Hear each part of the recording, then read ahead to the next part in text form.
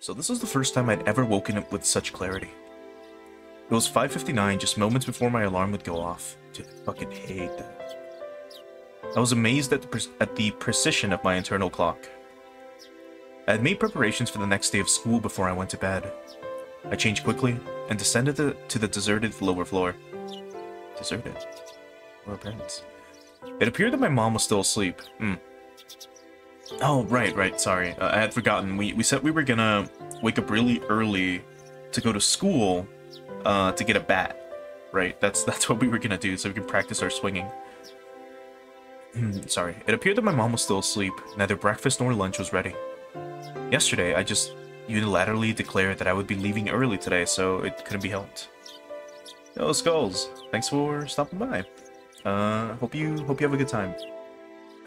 We're playing through a visual novel, and it isn't a little bit unfortunate if you have missed some of the past parts. So you might be missing out a little bit on the story, and by a little bit I mean a lot of it. Unless you're familiar with the series. But hopefully you enjoy your time anyway. I slathered jam on some bread and topped it with instant cocoa. Just as I was finishing up breakfast, Mom rose groggily from her slumber. あら、ケイチ、今日は早いのね。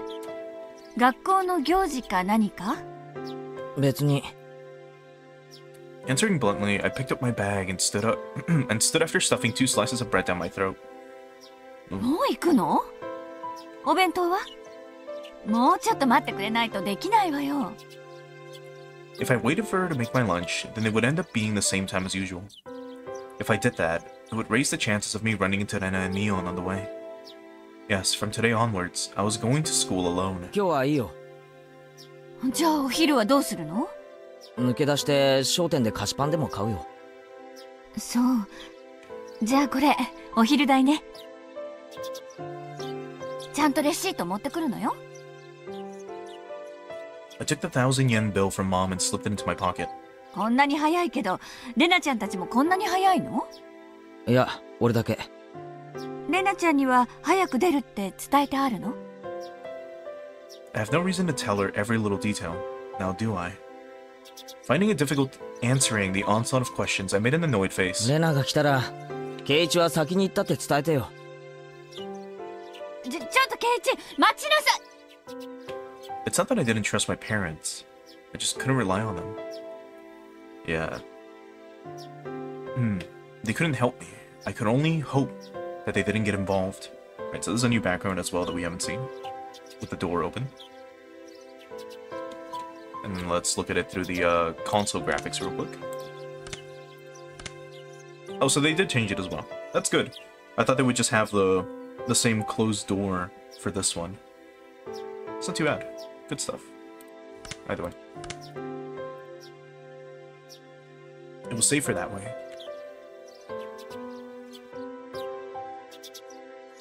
My mom's annoying voice was cut off by the slam of the door.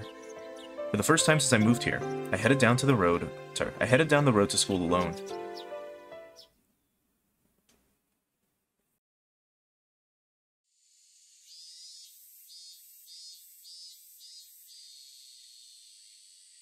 Up until now, I had always walked down the same path at the same time each day.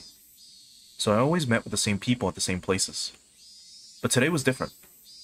I didn't meet the people I would normally, and nobody was at the places where I would have normally met them. Of course, Brena wasn't in the same spot we usually met, and there wasn't anyone at the spot where we would have met up with Mion. The length of the trees' shadows, the morning air, and the brightness of the sun. It was a completely different type of morning from what I was used to. Without a doubt, it felt strange. It left me with the impression that I had destroyed the illusion Hiramizawa had set up for me before it had enough time to prepare all of the props needed to deceive me. あら、ケイチ君。今朝は早いわね。みんなで早朝から待ち合わせ？ The person who called out to me was someone we always passed by as they were as they were taking a walk along the edge of the fields. Their name was, forgot. Of course, this wasn't the spot where we usually passed each other. 今朝は早くに目が覚めちゃったので、気分転換なんです。あまり気にしないでください。I throw out a random excuse. レナちゃんやミオンちゃんはどうしたんだい？今日は一人なの？ええ、まあ。I was being asked the same type of questions my mom was asking, so I answered them in the same uninteresting, vague manner.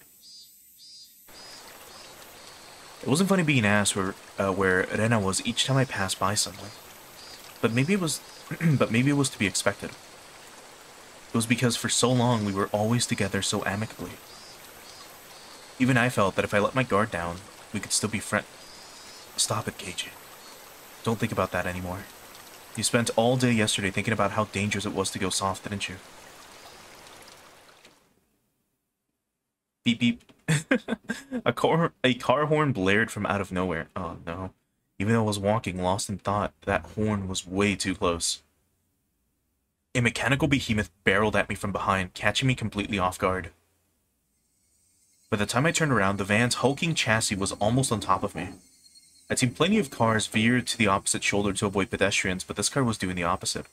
It felt like there was someone on the opposite shoulder, and the van was swerving in my direction to avoid them. That blissfully ignorant train of thought delayed me from realizing something much, much more important. That large mass was hurling right at me. Was it going to hit me? The inside of my head instantly flooded with a painfully cold liquid. In that moment, the scene before me, no, time itself had frozen. In the silence of that frozen moment, I compared the van, so close that I had no way to dodge it, and my body, the upper half twisted awkwardly in order to look behind me. There was no way I could dive out of the way in my current position. If I lost focus now, this moment would unpause, and I would probably be plowed over, caught in this silly pose. Bend my upper body towards the paddy by the side of the road. If I bent it far enough, I'd get away with just being hit by the side view mirror. As soon as the thought crossed my mind, the temporal stasis was shattered by the deafening sound of the van. The side mirror struck my shoulder, sending me spinning off the air like a top, locked in my contorted position. Sent tumbling through the air, I crashed into the muddy paddy by the side of the road. My entire body was soiled and drenched. But the choice I had made in that instant was unmistakably for the best. I was covered in mud, but when the alternative was being hit by the car, it was the closest I could be to being unscathed.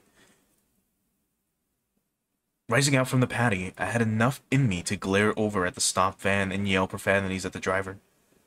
I'm not sure if he was able to see me, but the van sped off suddenly. 待てよクソこれって引き逃げって言うんじゃねえのかよ I couldn't help but continue yelling out profanities. The disgrace from being covered in mud hurt me more than any physical wounds. I slogged through the muddy paddy and made my way back onto the road. これって犯罪じゃねえのかよチクショー Shit. I'll track you down and sue you. If I go looking for a van, I'm sure I'd find it in this little village. The path I was on had rice paddies on either side, and it became so narrow that one car could barely fit through.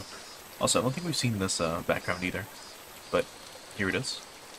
It's your typical, like, field, right? In the Japanese mountainside. And if you look at the console background, here it just looks more like a crossroad. Actually, no, you can see the water. Yeah. On the bottom left. Yeah, this looks like a paddy. It's very interesting. Like, again, the console backgrounds are really, really, really nice, just overall.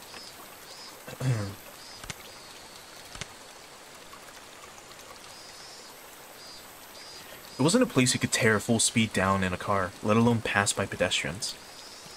Not only was it a narrow road, but the car just now was closer to my side of the road than the other when it passed me. Even as I cursed, I was desperately trying to suppress the dark cloud roiling up within me. This wasn't just a hit and run. That car just now was trying to run me over, wasn't it? Thinking back, I did feel like there had been a car creeping up on me slowly for a while. That's right. As soon as I'd parted ways with that person, taking a walk, I had that feeling the whole time. If it had wanted to pass me, then it had no shortage of chances. Normally, I would have felt suspicious and turned around sooner. But I was lost in thought, and now was kicking myself for not realizing it was there sooner. And then, when the path became narrow and there was no one else in sight, he floored it. If I had hesitated for even a moment, the results would have been no laughing matter. As the adrenaline rush from nearly being run over subsided, and the realization of just how terrifying the preceding events were sunk in, there was no doubt about it. The van was intentionally trying to hit me. A cold, vicious sweat seeped from my scalp and slid down my back before dribbling off. I struggled to avoid falling into a panic. There was still the possibility that this was really just an accident. Calm down, Keiichi. But also don't be so naive. Being that lax will get you killed next time. You need to always be on your toes. Don't give them any opening. If my enemy was really out to kill me, then next time they would use a more reliable method. If that time came and I was acting like I was now, getting covered in mud was the price I had paid for my own naivete. Covered in mud but without injury. Not even a sprain. I guess this is what you call a silver lining. I began walking again, this time cautiously. I wouldn't even show a hint of carelessness. I had suspected only Ren and the others up until now. No, it was because I had suspected them, that I had believed there were no other enemies. Oishi-san had said so, didn't he? There was the possibility of a village conspiracy. Was I really mired so deeply in this situation that I had no choice but to try to carry on as usual? Wouldn't it be safest just to hole myself up in my house? But the moment I abandoned my regular routine, everyone around me would abandon theirs as well. That was just too horrifying of a thought. Yeah, imagine. Just literally the entire village turning on you overnight after word of mouth spreads. I recalled the tales Oishi-san told me of when Hinamizawa was still called Onikakushi. A frightening tale of an entire village of demons hunting their prey, surrounding them and eating them alive. One must not interfere with the demons. One must pretend not to see it. The enemies were numerous, the whole village. The villagers with their unwavering faith in the curse would do nothing to help me.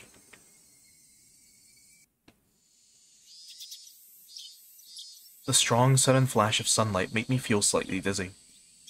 I had no idea what was going on anymore. When I suspected it was the work of a man, I would catch a glimpse of Oyashiro-sama's curse. And when I suspected it was Oyashiro-sama's curse, someone would poke their head out. What was coincidence? What was intentional? Or what was coincidental? What was intentional?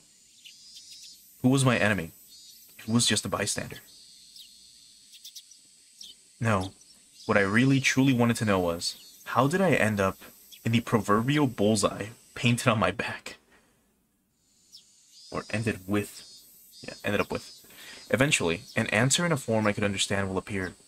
I don't care when that will happen, because until then, I cannot die. That alone fueled my resolve to fight, and will keep me alive.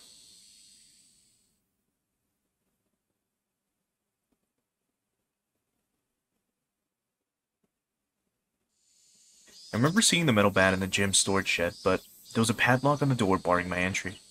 At the very least, I wanted to get my hands on it before everyone else arrived at school. I circled around the school grounds impatiently. But all I could find were things like pieces of lumber, nothing that I could bring into the class so easily. Then I had an epiphany. I should search inside the classroom. If it was something in the classroom to begin with, then there wouldn't be a problem. I could tell that everyone's indoor shoes were still in their lockers. Good thing I came early. Nobody else was here yet. I wondered what I could find in the classroom. I didn't think I could find an especially effective weapon like a bat, but it couldn't be helped at this point. Until the gym storage shed was open, I needed to find a substitute. A lingering hint of naivete whispered that there was no way I'd be attacked at school. But such soft ideas would no longer protect me. To think that they were slowly making their way into parts of my life that I had once thought impenetrable. In the worst case, my own house might not be safe anymore. That was an incredibly frightening thought. But I believe that not considering the worst case scenario would have been even more frightening. Anyways, I will survive. So long as I lived, then I will definitely be able to escape this labyrinth of nonsense. Definitely. My exploration of the classroom came to an impasse. That much was to be expected. There was no way there would be anything that could be a weapon in the classroom. In case of emergency, there was probably nothing I could do but swing my own chair around. My gaze landed on the lockers that had come to be used for personal storage. The locker that Mion used to store her pile of games was among them. There was one for each person in the class, all lined up.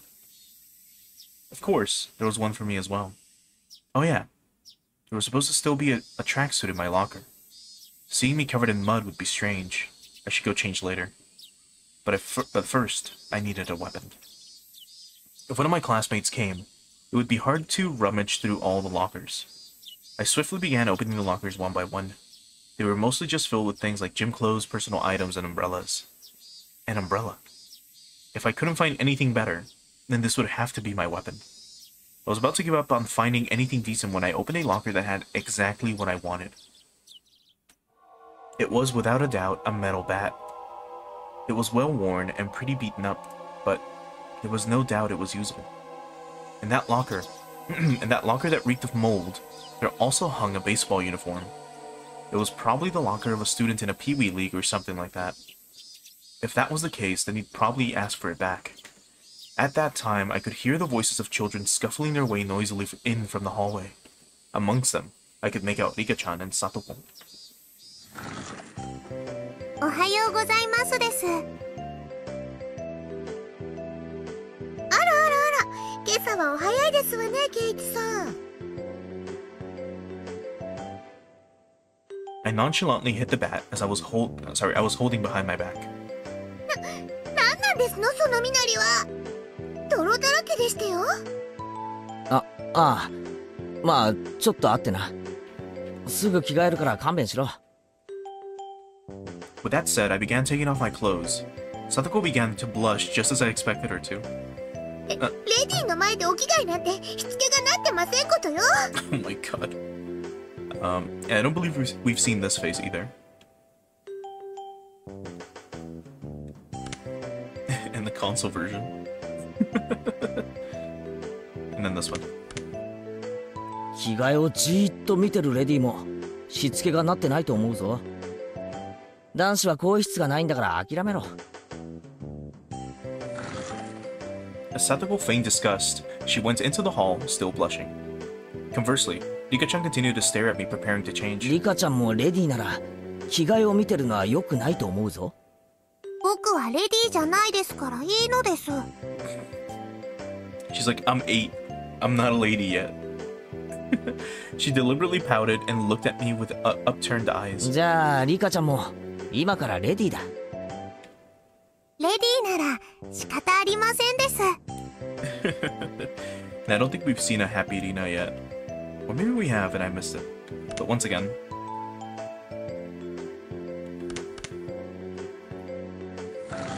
Rika-chan, appearing to be satisfied with being considered a lady, made her way to join Satoko in the hallway. Just as I breathed a sigh of relief, Rika-chan stopped suddenly and turned back towards me. ケイチは野球を始めますですか？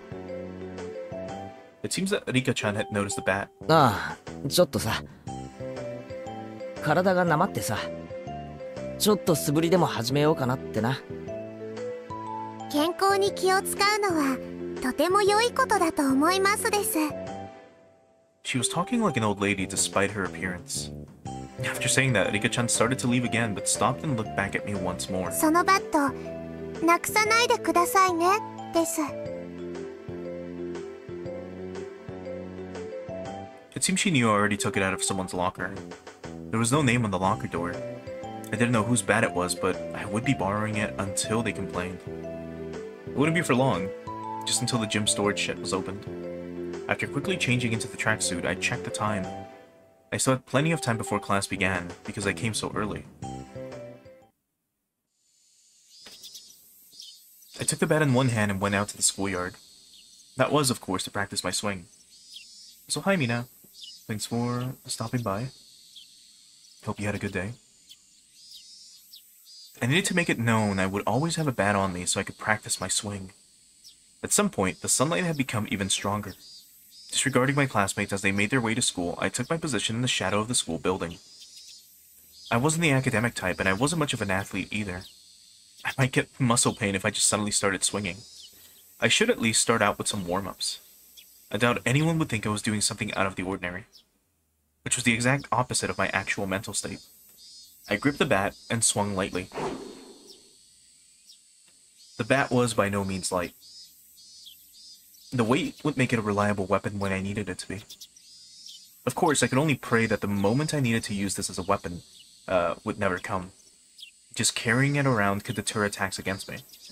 At least, that's what I hoped.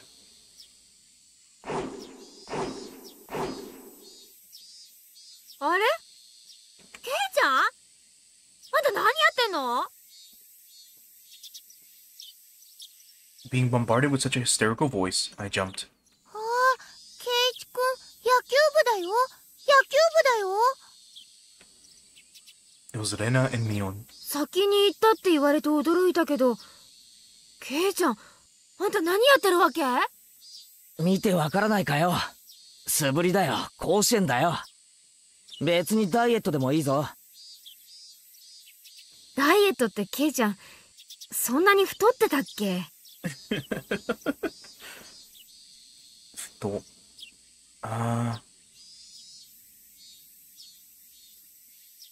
No, never mind. I thought she called us a pig, or like, are you that much of like a hog? But no, that was another word. So I misheard it. ああ、知らなかったろ。実は三段腹なんだ。もちもちでタプタプなんだぞ。もちもちでタプタプ。レナ、変な想像しなくていいぞ。To disrupt Rena from imagining something that vulgar, I ruffled her hair messily. じゃあまあ、頑張って県大会を目指してちょうだいよ。おじさん応援してるわ。野球部の強い高校教えよっか。そこにいる左腕の亀田くんがすごいピッチャーなんだけどさ。頑張ってね。Seems they've already taken me for a baseball net, but oh well. Well, if I really did make it to the championship, it would be a cinch. After all, I'd be the pitcher and catcher. Huh? I'd pitch the ball, then run past that ball I just threw, and change over to being a catcher in a burst of super incredible explosive speed. I laughed dryly at the ludicrous image. Coming back to my senses, I smashed the bat against the ground. くそ！何笑ってんだよ、俺！ I pounded the ground over and over. With each impact, the reverberation traveling through the bat stung my hands. If they smile at me like that, I'll... Don't allow anyone close to me. Don't trust anyone. No matter how many times I tell myself that, if they make me smile like that, I'll... I already knew quite well that there were demons dwelling in my smiling friends. But I just couldn't believe it. Did that kind of split personality really exist? Like how Rena confessed to the doctor. Were they simply being possessed by Oyashiro-sama? In other words, did a supernatural being like Oyashiro-sama really exist? And was it possessing everyone to try to kill me? Yeah. That would be wonderful. If only everyone were actually my friends all along and everything was all just Oyashiro-sama's fault. 前原圭一のバカ野郎！だから！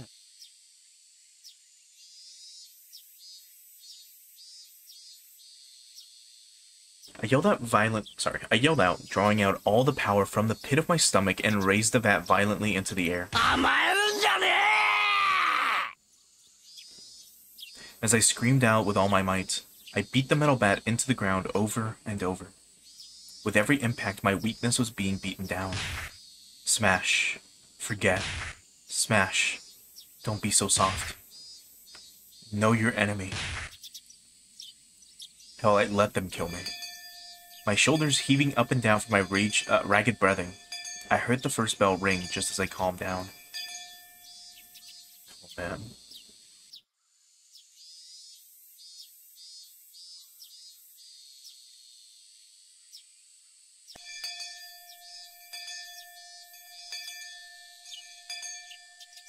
I gasped with a sudden realization. That was the final bell. As I felt all the tension drained from me, I let out a deep breath. My mind was in a muddled state for much of the entire day. I didn't feel like I was awake, but it didn't feel like I was asleep either. I couldn't say it felt especially comfortable, but I felt a kind of relief that the sanctity of the school, that the sanctity of the school part of my daily life had yet to be violated. How long would I have to keep on living like this? I could only grit my teeth and bear with it, as this living hell slowly gnawed away at me. ケイキくん、やろうやろう。部活の時間なんだよ。だよ。The sound of Rena's voice brought me back to my senses. ほらほら、ケイちゃん、ぼーっとしない。机を寄せて寄せて。Everyone was moving their desks together as usual. That's right. It was happy fun club time. But I had no intention of taking part. I haphazardly stuffed the contents of my desk into my bag as I prepared to go home. It was a weak-handed gesture to avoid having to actually say I'll be going home now. なんだよ、ケイちゃん。今日も直帰なわけ？ Mion sounded quite disappointed. 気分が乗らないんだ。しばらくほっといてくんないかな。The tone of the words that spilled from my mouth matched Mion's disapproving glare. I felt like the air in the room had dried out. Satoko looked like she was about to say something, but perhaps, dissuaded by the mood, she swallowed her words and stayed silent. Nobody said a thing. I took that to mean that I could leave if I wanted. But the collective gaze of the four of them, like the tiny pins used to mount an insect in a display, held me in place. Rena was the one who cut through the heavy mood.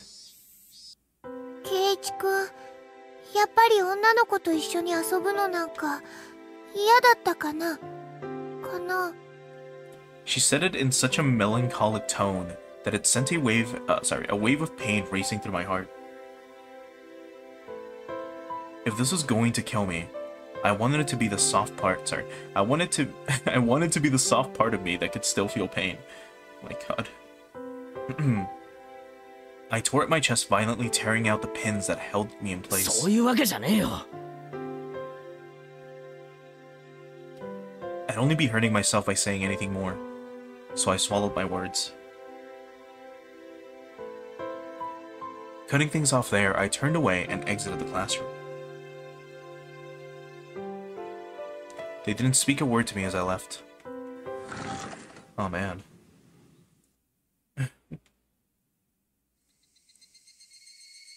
It was a long, dull trip back home, but I didn't lose focus. I firmly squeezed the grip of my bat, which was already soggy from sweat. Realizing that, I wiped it down with my sleeve. If something were to happen, I wouldn't want it to be slippery. Since this morning, I'd become especially sensitive to the presence of cars. Even while walking, my ears pricked up, and sought out threatening sounds and presences that could be closing in. And that was why I could hear it. Without a doubt, there were footsteps. Those footsteps had matched up perfectly with mine for a while now. From what I could sense, it was just one person. But I had no intention of being careless. Did they intend to follow me like that car this morning, until we were in a good location to assault me?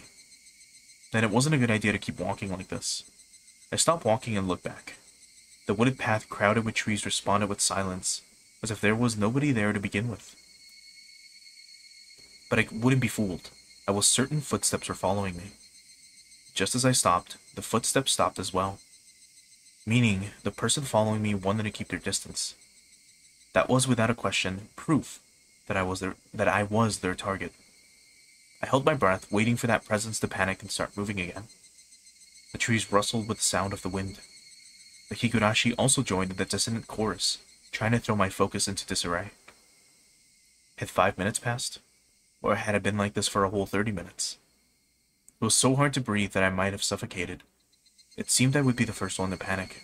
Without a doubt, he was lurking in the shade of that tree with bated breath. Then I'd make the first move. I fixed my grip on the bat. I raised it up to my shoulder, to be ready to swing it at any time. おい、いるんだろそこに。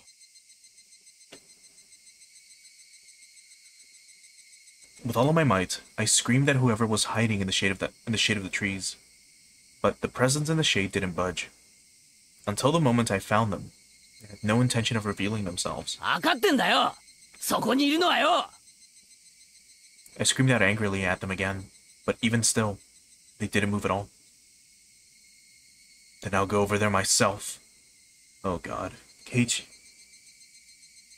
With all due vigilance, I approached step by step. Stepping into the tree's shadow, I saw a human figure there. That figure was curled up like a small animal. レナ。 When she realized I had found her, her expression softened. She seemed apologetic, but wasn't going to speak a word. なんか俺に用かよ。 I wouldn't accept that silence and screamed the question at her. 別にElena was in a panic with tears welling up in her eyes, but it was obvious that she had been following me. 部活はどうしたんだよ。ケイチ君がお休みしたからレナもお休み。関係ないだろ。俺なんか気にしないで遊んでろよ。だってケイチ君のこと心配で。 Thinking about how I'd been acting up until now, it wasn't hard to imagine that my behavior could have been perceived as strange. Serena was concerned. At a quick glance, that's how it would seem. But I wasn't going to let my guard down that easily. Even if that was really the case, she still wouldn't have to do something like try to tail me. She should have called out to me when I was leaving and gone out right with me. But Rena didn't do that. She kept her distance from me and matched my walking speed. On top of that, she matched the sound of her footsteps and deviously tried to hide her presence from me. Then, after she realized I noticed she was there, she held her breath as she tried hiding from me. She wore a timid expression that would force one to take pity on her, but without a doubt, she was tailing me. もうついてくんなよ。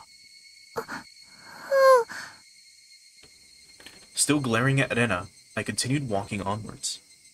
After I'd walked for a bit, she ignored my command and began walking again, so I yelled at her once more. ついてくるなって言ってるだろ。だ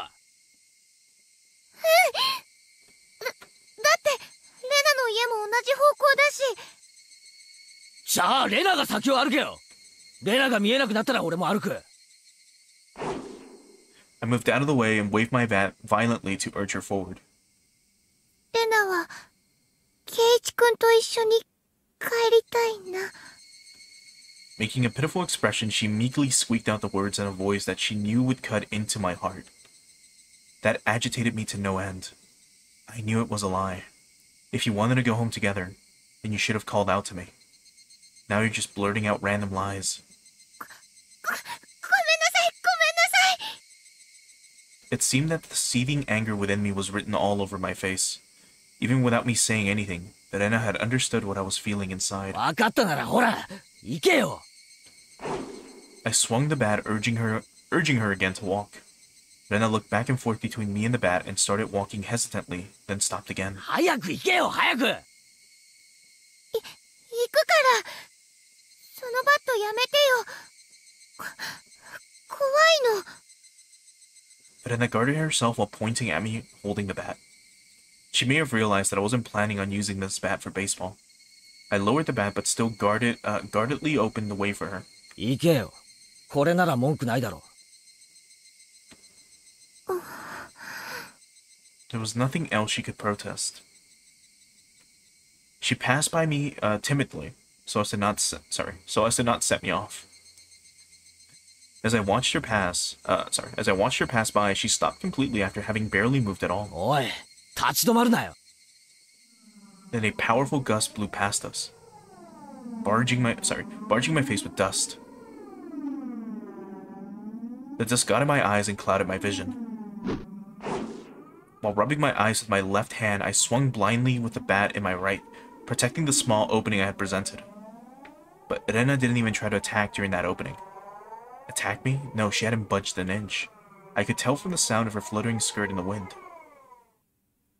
As her skirt settled, so did the silence. At that moment, the voice inside of me immediately warned me of impending danger. I was caught by surprise. The smell of the air had changed? Without me realizing it, the air around me suddenly felt like a calamity was about to befall me. It was like the air had suddenly become invisible concrete, like Rena and I were locked in this space. Rena didn't move an inch. Also unable to move, I stared at her back. Rena was the first to break the silence. Instantly, she altered her stance. I felt like I had just witnessed her shift from Rena into that other person who looks like Rena. But the voice was the one I knew well, which filled me with a kind of bewildering pity. Carelessly, I felt relief upon hearing that pitiful voice.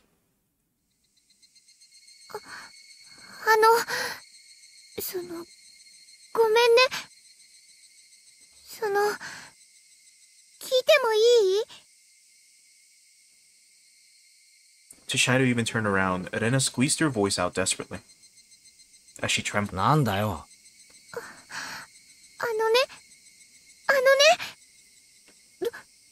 どうしてバットなんか持ってるのかな？ The question Rena asked was by no means unexpected. 俺が何を持ってたっていいだろ。でも、昨日まで持ってなかったし。どうして突然？別に突然でもいいだろ。俺がバットを持ってるとおかしいかよ。だって圭一君、野球とかしない人だったでしょ？おかしいよ。 I couldn't tell what kind of answer she was looking for, and I was getting tired of answering her. 突然、野球がしたくなったんだよ。それじゃおかしいか？おかしいよ。 She answered instantly, and that annoyed me slightly. 突然野球がしたくなった。素振りがしたくなったから、バットを持ち歩いてる。Uh-oh. それのどこが変なんだよ。変。おかしい。絶対。なんで圭一君まで。ぶつくさとうるせえやつだな。俺がスポーツに目覚めるのが、そんなに変かよ。 I tried to sound a bit more threatening to end the conversation, until my suspicions about Rena were cleared. I had no obligation to answer her questions. ごめんね。そんなに怒らないで。 Rena still didn't turn around and spat out words of apology one after the next. 最後に一個だけ教えて。これ以上話す気も教える気もねえよ。早く行けよ！ I yelled loudly at her, causing her to flinch like she had just been struck. Seeing her in such a pathetic state caused my heart to ache sorely. But even though she was afraid, she stubbornly kept herself from moving. Before I was able to threaten her again, Rena asked her final question. なんでバットまで同じなの？ What did she mean by the bat? What did she mean by the bat was the same? I had no idea what she was even talking about. お前、何言ってんだ？だから、なんでバットまで同じなのかなって。何を言ってんだか全然わかんねえよ。もっとはっきり言え！ Even still, Rena didn't turn around. After inhaling deeply, she screamed. だから、どうしてバットまでサトシ君と同じなの？サトシって、え？ Upon hearing that name out of the blue, I became dumbfounded for a brief moment. By Satoshi, did she mean the student who transferred out last year? No, that couldn't be. Rena had tried to cover it up by saying he transferred, but Oishi-san told me quite clearly that he was missing. He was the student who sat in my seat up until last year. He was believed to have been demoned away by Oyashiro-sama's curse. I didn't know the details about his disappearance. The aunt he lived with was killed the night of the Watanagashi by a drug addict, and not long after that he suddenly vanished and was now missing. That Satoshi and I were... What? My gaze fell to the bat at my hands. Could it be... Satoshi Hojo? It was a bit difficult to see, but that was what was written on the white tape at the end of the bat. I see. So this was Satoshi's bat. ああ、これ、サトシのバットだったんだな。誰も使ってなかったんで、ちょっと借りたんだよ。いいだろ、それくらい。そんなことじゃないの。 The way Rena said that made it seem like this bat was something that should never be touched. like it was some sort of offering at a shrine or a memento of the deceased. I could only stand there, perplexed and unable to respond. Irena continued speaking without waiting for a reply. サトシ君の時とどうしてそんなにまで同じなの？ Irena was talking about more than just the bat belonging to Satoshi. サトシ君もそうだった。野球チームには入ってたけど、本当は野球なんか好きじゃない人だったのに。それが俺とどう関係が？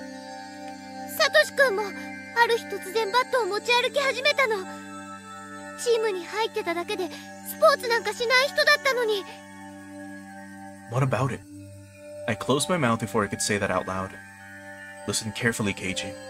Irena is trying to tell us something important. サトシ君もね、ある日突然一人で登校するようになったの。ケイチ君みたいに。そしてね、ある日突然素振りの練習を始めたの。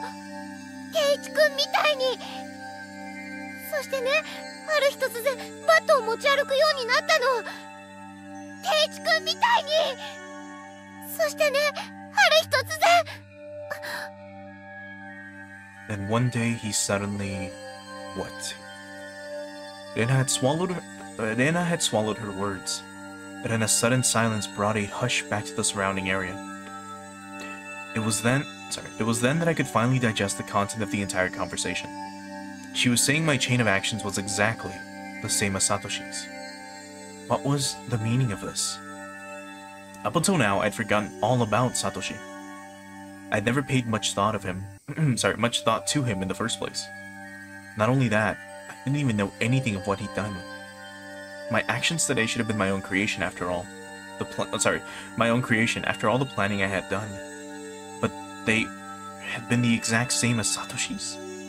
Then Satoshi, no, more importantly, if both Satoshi and I acted the same, then there was a really good possibility that what happened after would be the same. レナ、ある日突然、サトシはどうしたんだよ。Rena knew. She knew what became of Satoshi. No, forget about what happened to a guy in the past. Rena knew what was going to happen to me. 答えろよ、レナ。サトシはどうしたんだよ。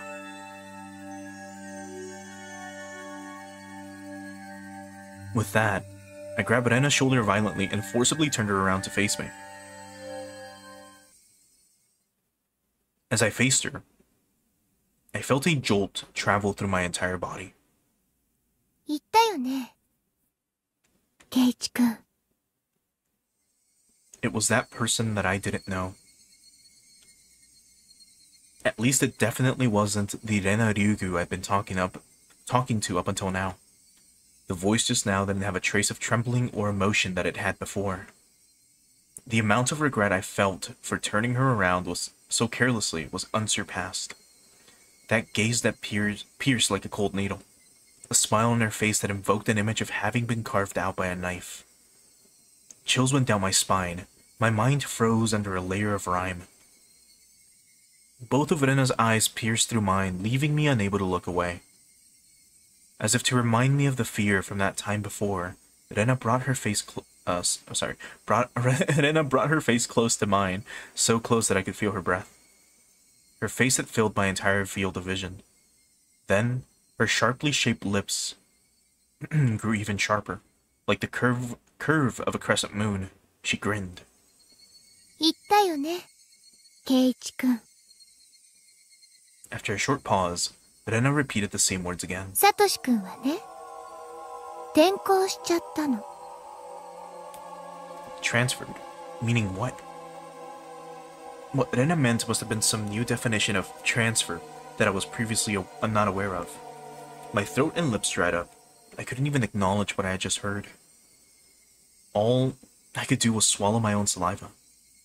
It would seem that Rena saw that as a nod. She pulled her gaze back and spryly stepped back 2-3 paces. As she did, my legs gave out and I fell to my knees pathetically. Rena and me on my knees, underneath her emotionless smile. That had to be a very odd sight indeed.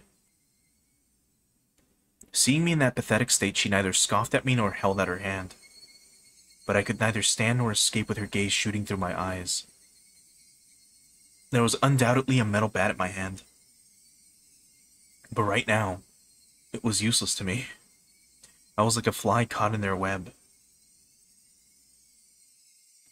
Heavy sweat beaded all over my body. I could feel it dripping from my skin. しないよね。ケイチ君は。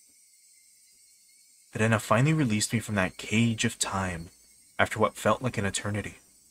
But her question was missing something important that was incredibly vague. Once again, I swallowed hard, urging her on. 何をだよ。What did she not want me to do? 転校。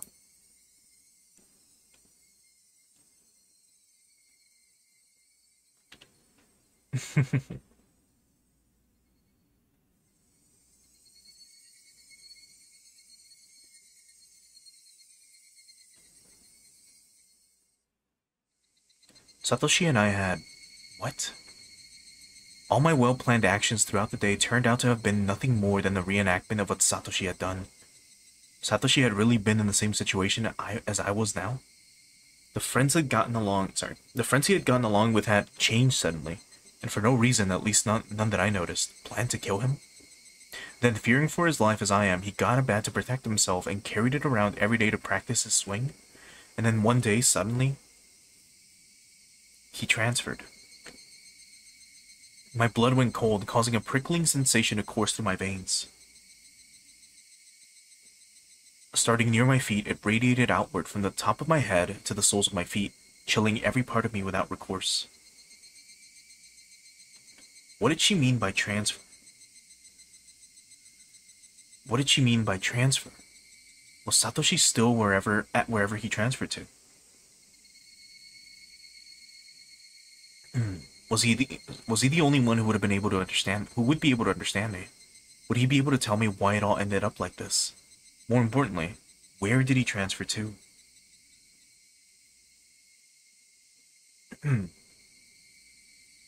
What did she mean by transfer? What did she mean by transfer? Before I knew it, I was at my front door. The frigid knob was hard to turn. Was nobody home? It wasn't that odd of an occurrence. I reached into my pocket and pulled out the single key attached to my first seal keychain.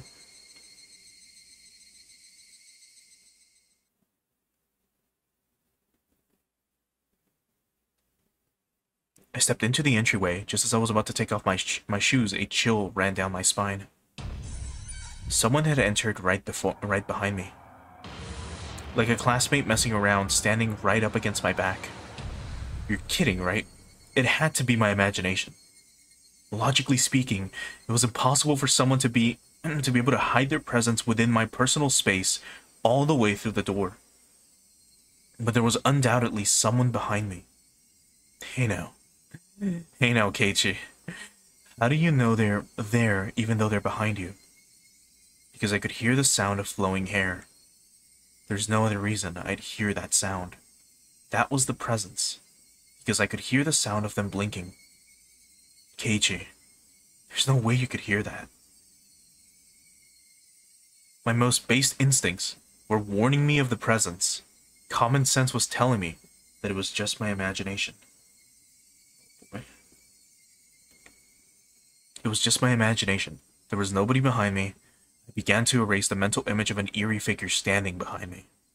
But at the same time I asked myself, if there was nobody, then what was I feeling? As an uncomfortable sensation crawled up to my spine. Actually, wouldn't it be better if there was somebody there? If there was nobody there, then when you turned around, would you be able to accept that? I'd be able to answer all those questions just by looking behind me. But I didn't have enough courage to even do that simple task. Oh right, I could try speaking to them. The person behind me might answer me.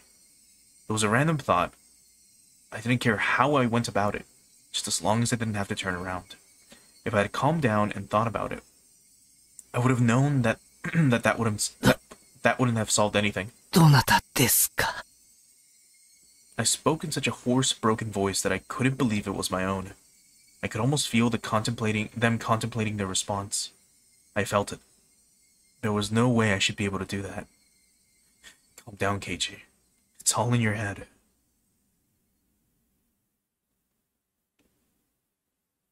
That time, I was certain I heard it.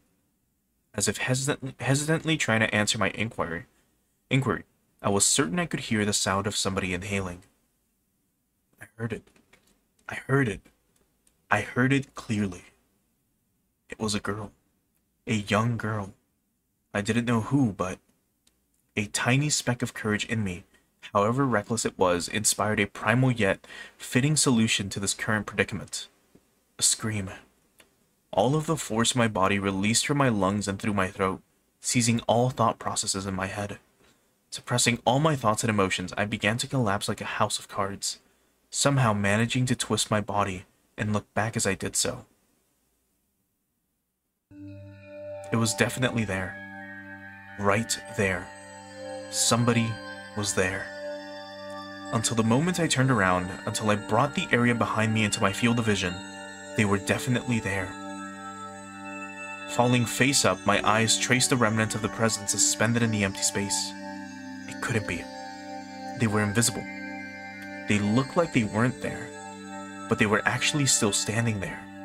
As I screamed, all the emotion I was holding back burst free in a violent wave. However, I was decidedly calm as my emotional dam collapsed. The turbulent wave of pent-up emotion was skillfully diverted into a torrent of aggression. That emotion was definitely required to extricate myself from the bizarre situation happening right in front of me. In my state of heightened lucidity, I entrusted my body to the fury. The metal bat held firm in my right hand as if drawn there by a magnet. A mid-level sweep would be the hardest attack to dodge. I remembered reading something like that from a book about swordsmanship or something. I brandished my will to fight. The after image of that amalgamation of metal flashed as it swung from left to right, beating against my entryway. The bat slammed into the right wall, the tip rebounding violently. Very calmly, I transferred the force of the rebound into a sweep to the left. The door of the shoe cupboard was split into pieces. Those two swings whiffed through the empty space, but they seemed to have a great psychological impact on the enemy. I could feel the panic emanating from that space. The attack wasn't the only thing required. I extracted the bat from the cupboard it was embedded in and screamed as I spun my entire body around in a large arc.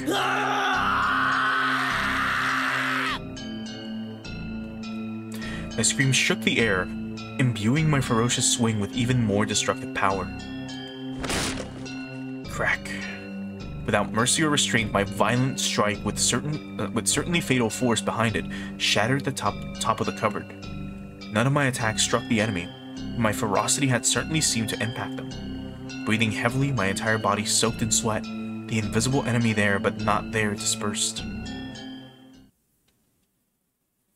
When I was certain that the enemy had retreated, I locked the front door and latched the chain. No way. It had only feigned retreat and was now inside my house. Once again, I channeled my aggression and searched the house for the presence. But it was gone. I had succeeded in fending it off. At that moment, the tension drained from my body and I let out a deep sigh of relief. All the emotions I had been holding back chaotically merged together and began to flood out. A hodgepodge of fear, accomplishment, and disbelief all mixed together and began to flow through my body. Unable to deal with each individual feeling, I beat them all back with the strongest exhaustion. Even in this moment, I remained composed. After checking that all the doors throughout my house were locked, I went up to my room on the second floor and closed the curtains. I straightened my back and tilted my head back a little. After clearing my mind of all my idle thoughts, I managed to calm down even more. What was that at the front door? There was definitely something there. Thinking about it, maybe it was just an apparition I dreamt up in my confused state, but I really didn't think that was the case. Calm down, Keiichi. Compose yourself. But no matter how calmly I thought about it, what just happened wasn't a figment of my imagination. It was obviously a supernatural phenomenon, and without a doubt, something was behind me. It wasn't some sort of illusion I saw amidst my confusion and disorientation. Proof? I had just one piece. When I asked who is it, they inhaled as if they were about to answer. That sound had clearly reached my ears. The situation I was in right now was still unclear. Either I'd been possessed by the supernatural phenomenon known as Oyashiro-sama's curse, or this was a ruse by the villagers who believed in it and were imitating it. Either way, their motives were unclear.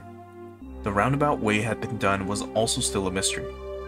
If it was perpetrated by humans, that would mean admitting that it was Rena and the rest of them doing it, but it would be solvable.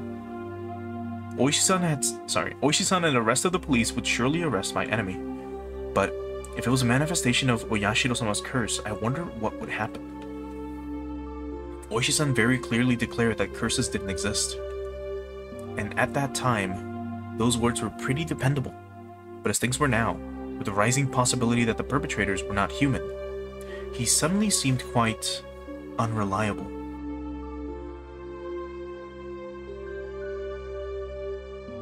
If I told Oishi-san this was the work of Oyashiro-sama's curse, what would happen? I couldn't imagine his reaction, but it would go without question that a void would expand rapidly between myself and Oishi-san. With me having so few allies to begin with, and not being able to confidently declare whether or not this was a curse, there was no merit to doing that. I'd better keep the facts of what just happened at the doorway to myself. It would be better if I didn't add to what happened here to the memo. It would be better if I didn't add what happened here to the memo behind the clock.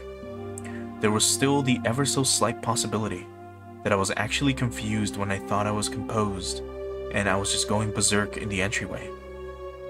How wonderful would it be if that was really what happened? I would be able to refute Oyashiro-sama's curse.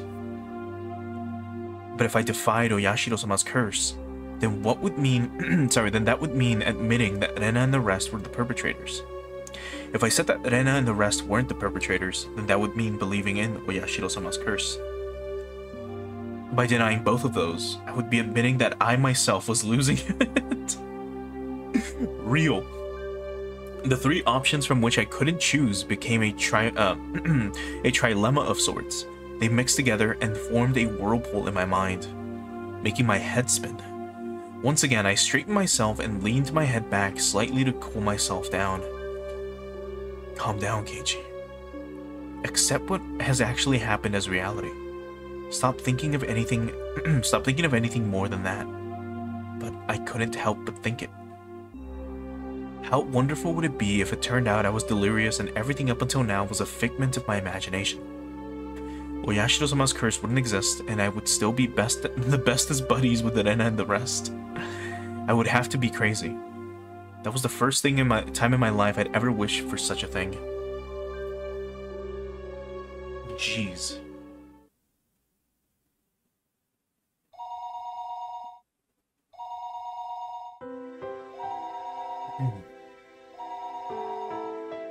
The phone rang noisily downstairs. Generally, there were no calls from me, so I never really answered the phone that much. But since my parents weren't here, I had no choice. I squirmed off bed and went downstairs. もしもし、前原です。ケイチ、お母さんだけど。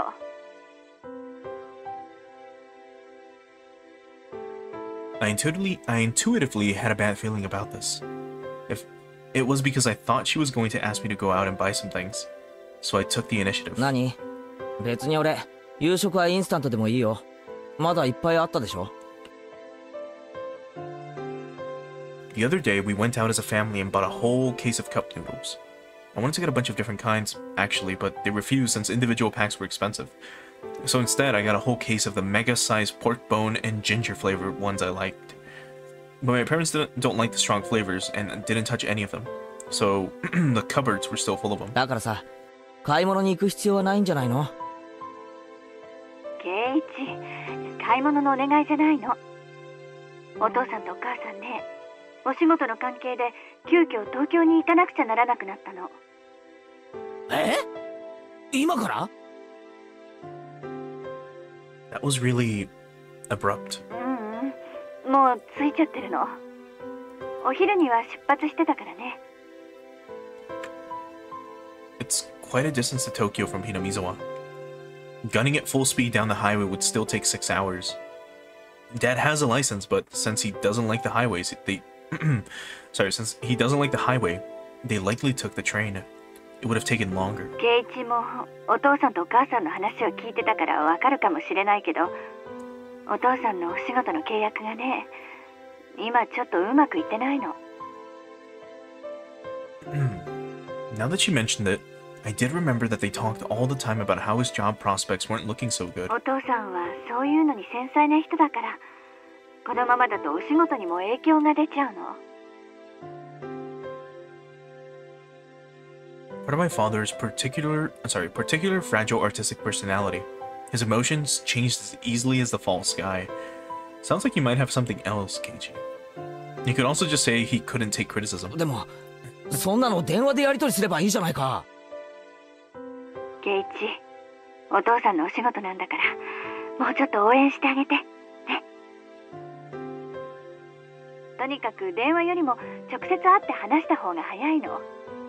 誤解もないし。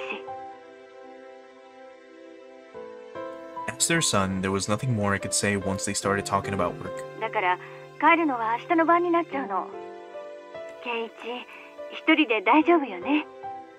別に死にゃしないよ。圭一、死んじゃうなんて軽々しく言っちゃダメよ。心配事があったら相談してね。母さん、きっと相談に乗れると思うから。Yesterday I did bring up if I died rather abruptly, so I suppose they were a little worried. But really, I was more depressed by the fact that nothing would be solved by telling them. But I didn't plan on dying. At least not while I still knew nothing. I would never allow it. 死なないよ。俺はあがいてでも生き延びる。そう。じゃあね。明日の朝、ちゃんと起きるのよ。朝ごはんは食べてね。お風呂と歯磨きも忘れないのよ。へいへい。そんじゃ。The call ended. Just like that. Sometimes my parents went off to Tokyo for business meetings. But Tokyo was far away. They normally did things by phone. The times they did go were normally planned out in advance. It never happened this suddenly. Also, Billy, thanks so much for the sub. You really didn't have to, but I appreciate it. Hope you enjoy your emotes. The, like, few ones that you get a tier 1.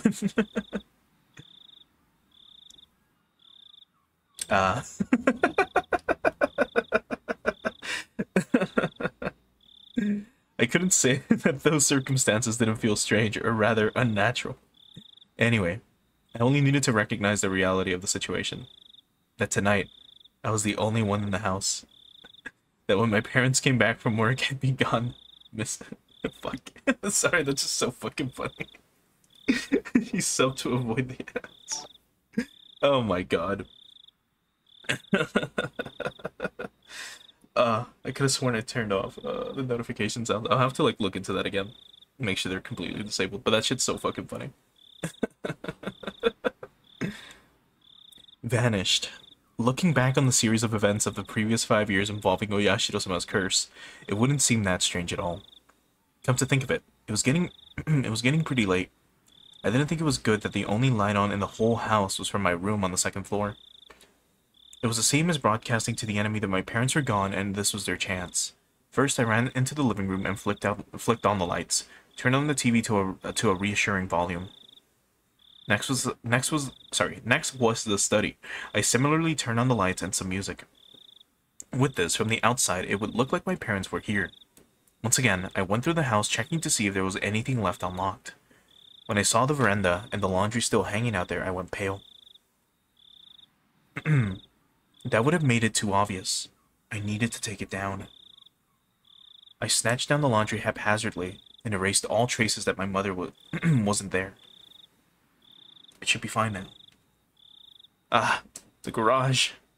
They hadn't gone all the way to Tokyo by car, but they had gone up to Okinomiya Station.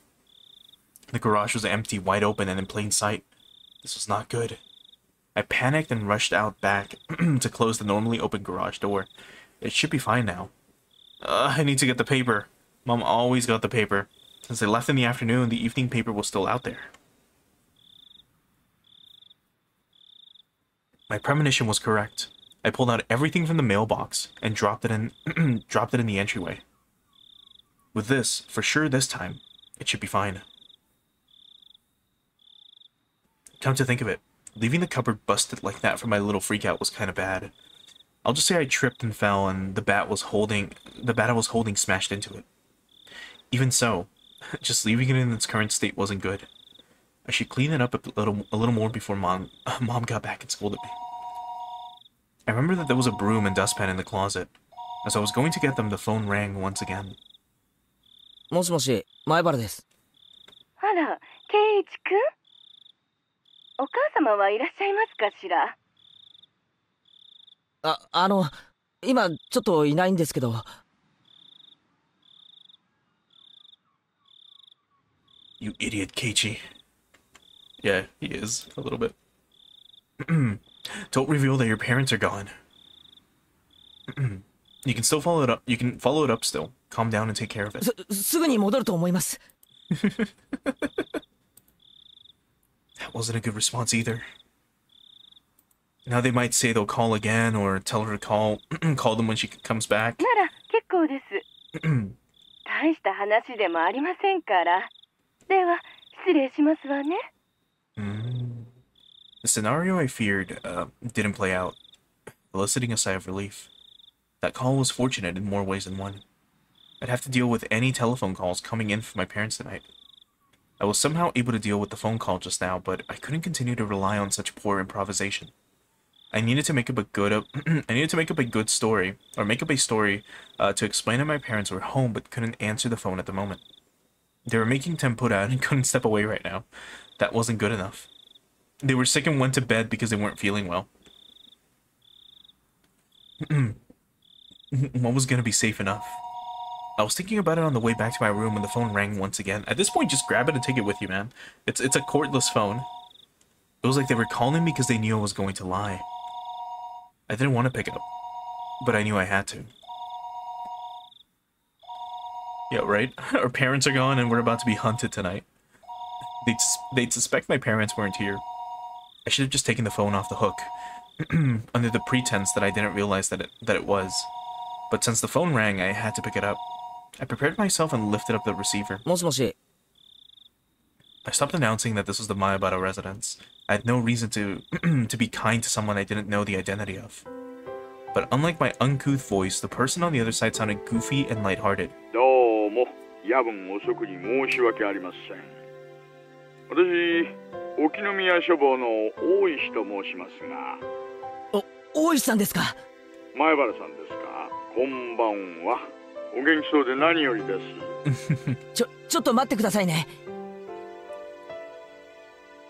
I grabbed the portable handset and rushed up to my room with it.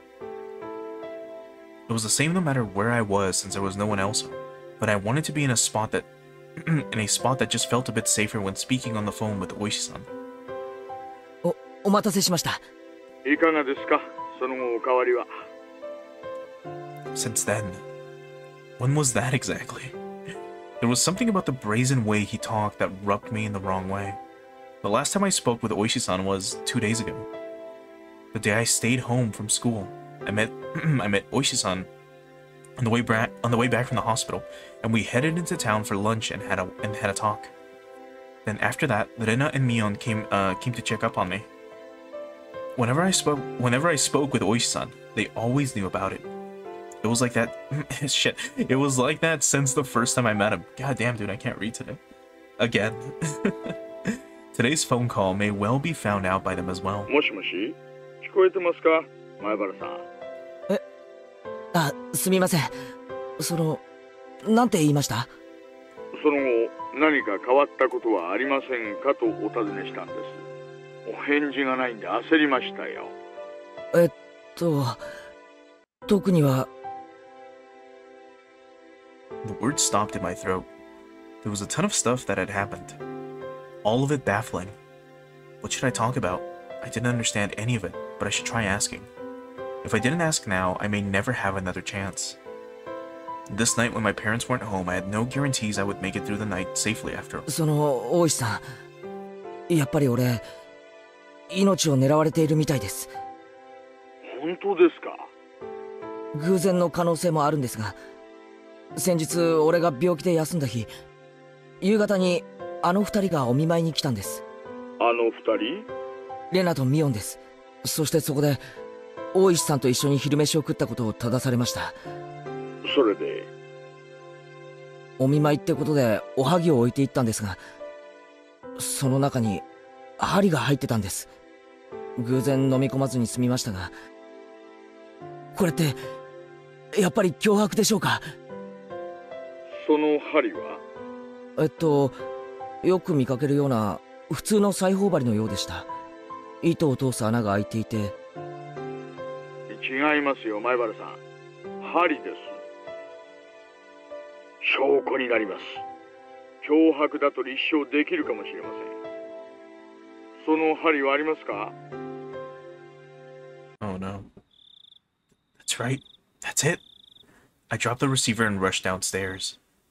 When I tossed the mochi, I had overlooked it out of terror, but that needle was a valuable piece of evidence. Let's see. I threw the mochi and needle at the wall together. If it was there, then it would probably be on the living room wall. But my prudent mother had cleaned that living room wall, and there was not a trace of mochi left on it. Could it be that it dropped in the gap between the wall and the carpet? I frantically searched by running my palm along the carpet, but nothing turned up. I tried moving around the sofa and desks, pulling up the carpet, then flapping it around. But I couldn't find the needle. Did my mom clean up everything without noticing it? It was just 2 days ago. I didn't know that a day they collected... I didn't know what day they collected the burnable trash, but it may still be in the trash bin in the kitchen. I rushed into the kitchen, opened up the lid, and poured out the contents. But even at a glance, I could tell that it would be incredibly difficult to find a needle in this pile of trash. I was looking for a needle in a trash stack. I know, I'll try running my hand through it. It was a bit gross, but I was looking for a needle. If I felt a small prick, I would be able to find it. It was a pretty tactless method, but it was the quickest. I held my breath as I started striking the pile of trash with my hand. Filth flew about. There was nothing more disgusting than this, but it was not the time to be concerned about such details. I continued on for a while, but nothing turned up. I wanted to search more thoroughly, but I was still on the phone. I shouldn't keep Oishi-san waiting for too long. Later, when Mom got back, I'd have to ask her if there was a needle. I hastily began scribbling on the notepad affixed to the refrigerator with a magnet. Was there a needle? I scrawled the words with a red pen. I then dashed back up the stairs where I had been keeping Oishi-san waiting for far too long. もしもし、どうでしたか？見つかりません。あの時はつい気が動転していて。そうですか。見つかればでいいんです。保管しておいてくださいね。That's right. The needle wasn't the only incident. I had to tell him about this morning with the hit and run. あと大石さん、それだけじゃないんです。実は今朝。That van was definitely aiming for me. I could say that without question due to the circumstances at the time. その車のナンバープレートは見ましたか？こちらでも探してみます。At the time, I just flipped out, yelling at him. I didn't look at the plate. What failures on my part with the needle and the plate number? I was so focused on just protecting myself that I let some of the most important details slip out of my grasp. I punched my pillow, annoyed at how worthless I was. すみません。白いワゴン車ってこと以外はわかりません。Yeah, the most common like van color in Japan. 仕方ないことですよ、前原さん。惹かれかければ気も動転します。やっぱりこれだって偶然じゃないですよね。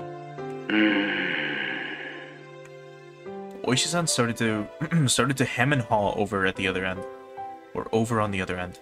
I could imagine him folding his arms. あとレナの様子もやっぱり怪しいです。それはどんな感じですか？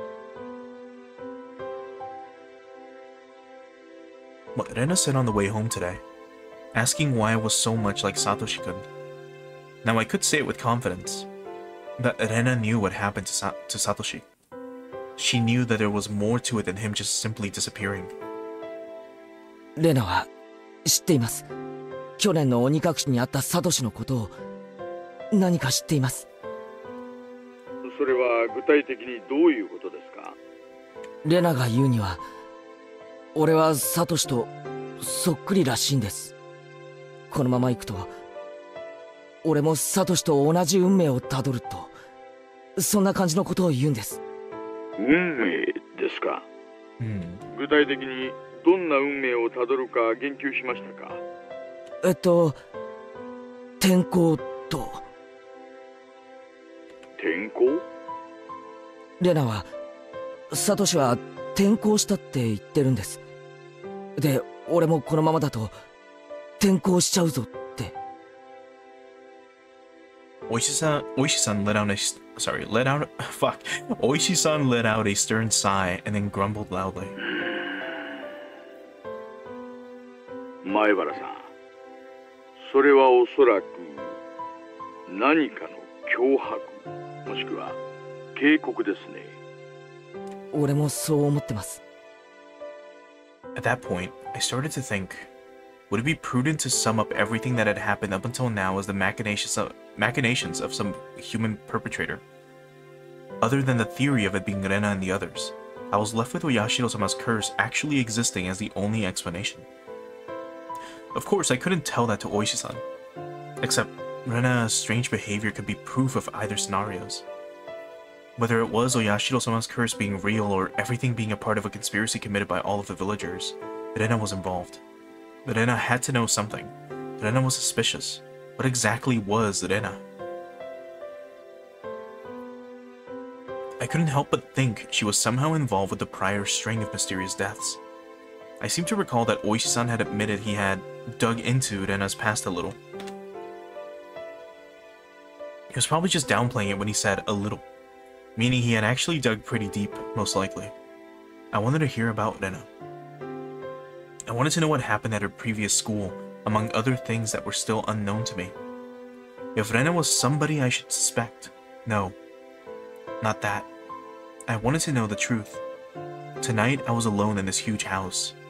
Even though I said I couldn't count on them, I had lost the security I felt. I had lost the security I felt I had just by my parents being around. It wasn't like this house was some sort of fortress or castle. If a malicious person decided to use brute force, they'd easily gain entry. There were no other residences close to the Maebara residence. No one would be able to hear anything, no matter how loud it was. I had never felt as much resentment towards my father's artistic temperament and the fact that he had this house built in such a remote location as I did now. I wondered if I would still be here by tomorrow morning. So I had to ask. Right now. Because I had no idea when the next chance would come. 大石さん、聞きたいことがあるんです。隠さないでくださいね。ええ、何でも聞いてください。Even though he was so far away on the other end of the line, this was the most reliable he had ever felt. I wanted to ask about Rena, about what happened at her previous school. 実は、レナの。I noticed a sound that had been going on for a while now. Since I was so focused on the call, I hadn't paid attention to it at first, but finally realized it was the doorbell. The time was 7 o'clock. It was past the time the postman would be making a delivery, and past any sensible time for a neighbor to be visiting. I considered just acting like nobody was home, but that wouldn't be good. That would ruin all the work I put in making it look like my parents were home. I needed to answer the door. もしもし、前原さん？すみません。誰か来たみたいですので、ちょっと玄関に行ってきます。お客さんですか。すみません、すみません。今夜のお電話はこれくらいにしましょうか。That would be a problem. いえ、すぐ戻りますから。電話はこのままでいいですか？はいはい、構いませんよ。I dropped the handset on my bed and dashed down to the door. I needed to make up a good excuse to get them to leave. I had a hunch it was the lady who called right before Oishi-san did. Are you sure about that, Keiji? In which case, it would be one of the neighbors who's friends with my mom. I'll just say mom isn't feeling well and went to bed early. That would be the easiest option. It'd be hard for her to ask me to wake up. It'd be hard for her to ask me to wake my mom up if she's not feeling well. The bell continued to ring at regular intervals. If someone didn't answer after you rang the bell so much, you'd normally give up and go home, wouldn't you? Without removing the chain, I opened the door slightly and peered out at the visitor. A chill ran down my spine. I knew it. Somewhere deep inside, I had prepared for this moment. I tried to escape by imagining it was the easiest person to deal with, one of my mom's friends. こんばんは。レナ。 There shouldn't be any reason for Rena to come over at this hour. The timing also made me feel uneasy. Because it was just as I was about to ask Oishi-san about Rena. I wish I could have chalked this up to mere coincidence. But those unsettling words from Mion several days ago echoed back to me. さーてね。おじさんにわからないことはないからね。レナ一人。うん。It seems that Mion wasn't with her. But that didn't change the situation at all. 何しに来たんだよ。ねえ、ケイチくん。ちゃんとドアを開けてお話ししたいな。レナは玄関に入っちゃダメなのかなIt was true that speaking through a chain door wasn't the right way to talk to a classmate, but うち、夜は必ずチェーンかけてるんだよ。気にすんなよ。なら、仕方ないかな。what an excuse. But sure. But then I looked at the ground sadly. But she kept on smiling at least, and her effort to keep that smile up was quite pitiful. Even though she was tugging at my heartstrings, I didn't lower my guard. As long as I stayed like this, even if it made my heart ache, my life wasn't in danger. What I really feared more than the possibility that hoodlums would assault me if I removed the chain, was trusting Rena enough to remove the chain and having my friendship betrayed. As long as the chain wasn't unlatched, even if it made my heart ache, I wouldn't have to deal with being betrayed by Rena.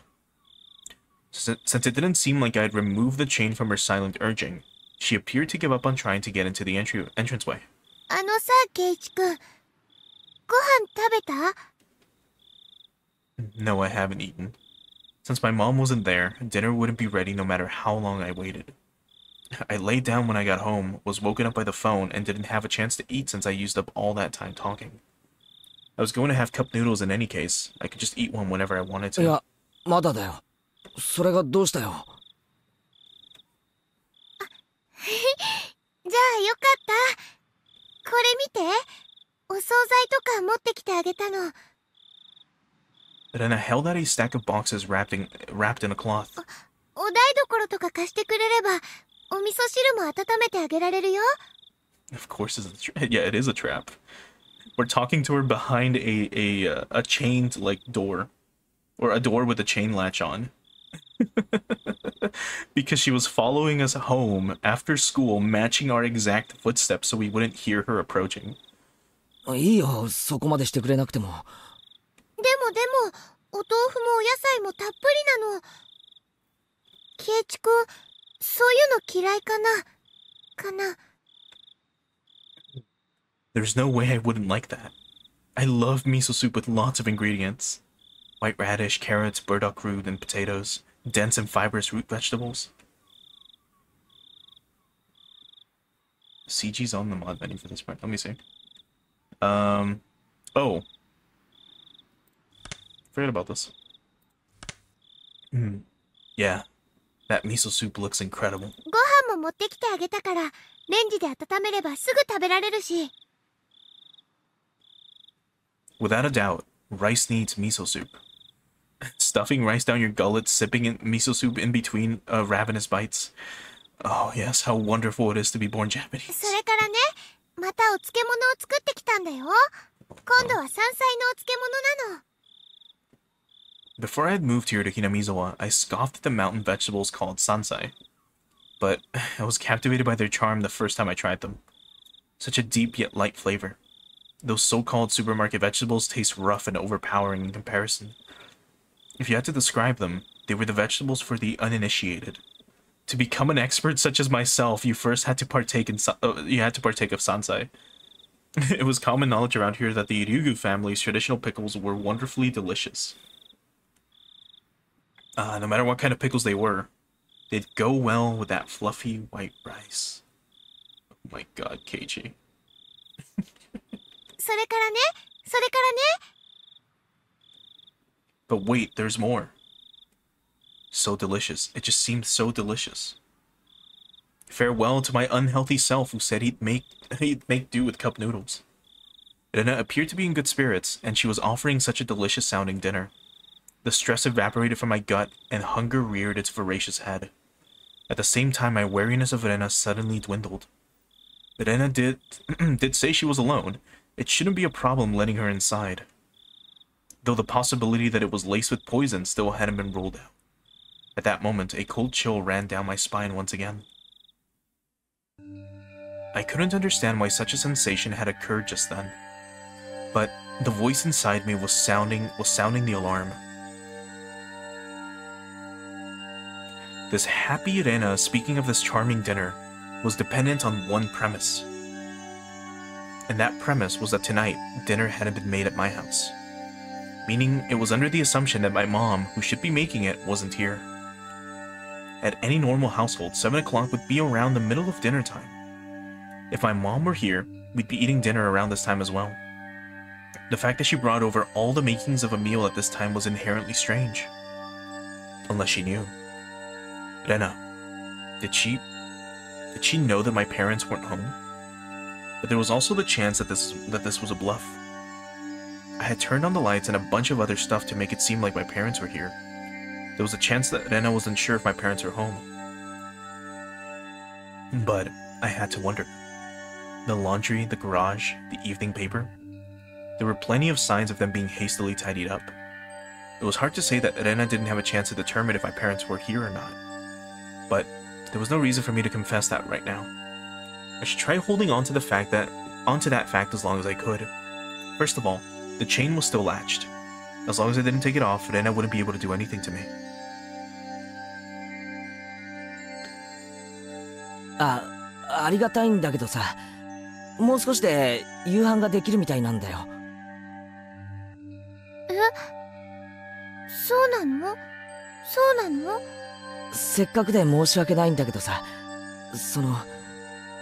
Then how come I don't smell food, Keiichi? I should be smelling food coming out of your house, out of your door. Unable to think of a good way to refuse, my words trailed off weakly. でもちょっとはおかずになると思うな。悪いけど間に合ってるよ。うちのお袋ってさ、結構おかずをいっぱい作るんだよ。だから。おかずあるの？ With a smile that bordered on a cringe, I dodged her questions apologetically. But the feeling I tried to ignore began creeping up on my back again. I spoke as if my mom was setting down dinner right now, but it didn't mesh well with what Rena was saying. Rena was talking as if she was aware of some obvious facts, and that I was aware of it as well. ケイチ君もおかずとか作れるんだね。何を作ったのかな？ Oh. いや、別に俺が。Rena had assured me out of nowhere that I had made the dishes. No, not so much that I'd made them, but rather that my mom hadn't. 本当に作ったの？おかず。ケイチ君が？だから、俺が作ったんじゃないよ。お袋が作った。いや、作ってるんだよ。今。だからさ、悪いけど、レナの持ってきてくれたのは食べられないんだよ。Rena fell silent at that moment. At that moment, I felt that light had suddenly disappeared from her eyes. ケイチ君のお夕飯、当ててみようか？なんだっていいじゃないか。ね。 The conversation might appear natural at first glance, but Rena was firmly in control. It felt like I was being interrogated. そのお夕飯、お湯だけで作れるんじゃないかな。おいおい、侮るなよ。うちのお袋のスペシャルなディナーを見くびるなってんだ。スペシャルなディナー。そりゃもう満館全席状態ですごいのなんの。I tried my best to put on a strong front, but I couldn't grit my teeth quite right. So instead, I looked like someone who was borderline hysterical. But Rena showed no reaction whatsoever, even to that silliness. ケイチ君、本当にお母さん、ご飯作ってってくれたの？いや、だから、くれたんじゃなくて、今作ってるんだよ。もうすぐ晩飯に。Rena had taken that that assertion of mine that my mother was home and making dinner right now, and was completely ignoring it. I could tell that the more I panicked, the colder Rena became. ねえ、ケイチ君。At that moment, an uncomfortable chill crept in from the gap in the doorway. お母さん、お家にいるのかな？かな。 Also, Riddler, thanks so much for the raid. And welcome, Raiders. We are playing through a visual novel, and things are getting a little tense right now. So I won't be able to explain too much, so as to not break the tension too much. I couldn't keep up this charade anymore. Rena, she knew full well that my parents weren't home. But I'd come too far to admit that now. Anyway, my parents were here, and we'd be having dinner soon. That was the situation I had concocted. So I answered. I told her she was here. いるよ。もちろん。Yeah, my parents are here. Come on, Keiichi. I could feel the humidity drying out from the surrounding air. Rena's eyes were becoming even more frigid, piercing me with their gelid glare. どうして？ I don't think we've seen this one. Or this pose.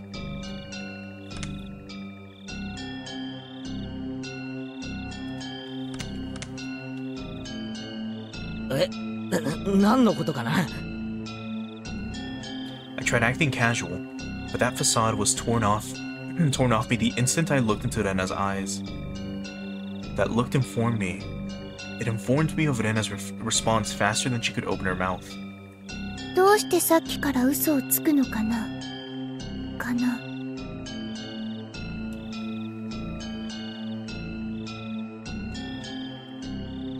嘘なんか。嘘だよね。嘘なんかじゃ。嘘だよ！ Rena's outburst sent a jolt surging through my body. Rena and I were still separated by what few inches that slightly ajar but still chained door could afford. But despite that, I was still being cornered. My house, which I'd considered a safe haven until now, had become more like a dark alleyway where no one could save me. ケイチ君のお夕飯、当てるよ。ね。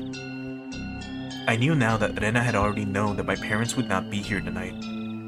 But it was still so strange that it had come to this.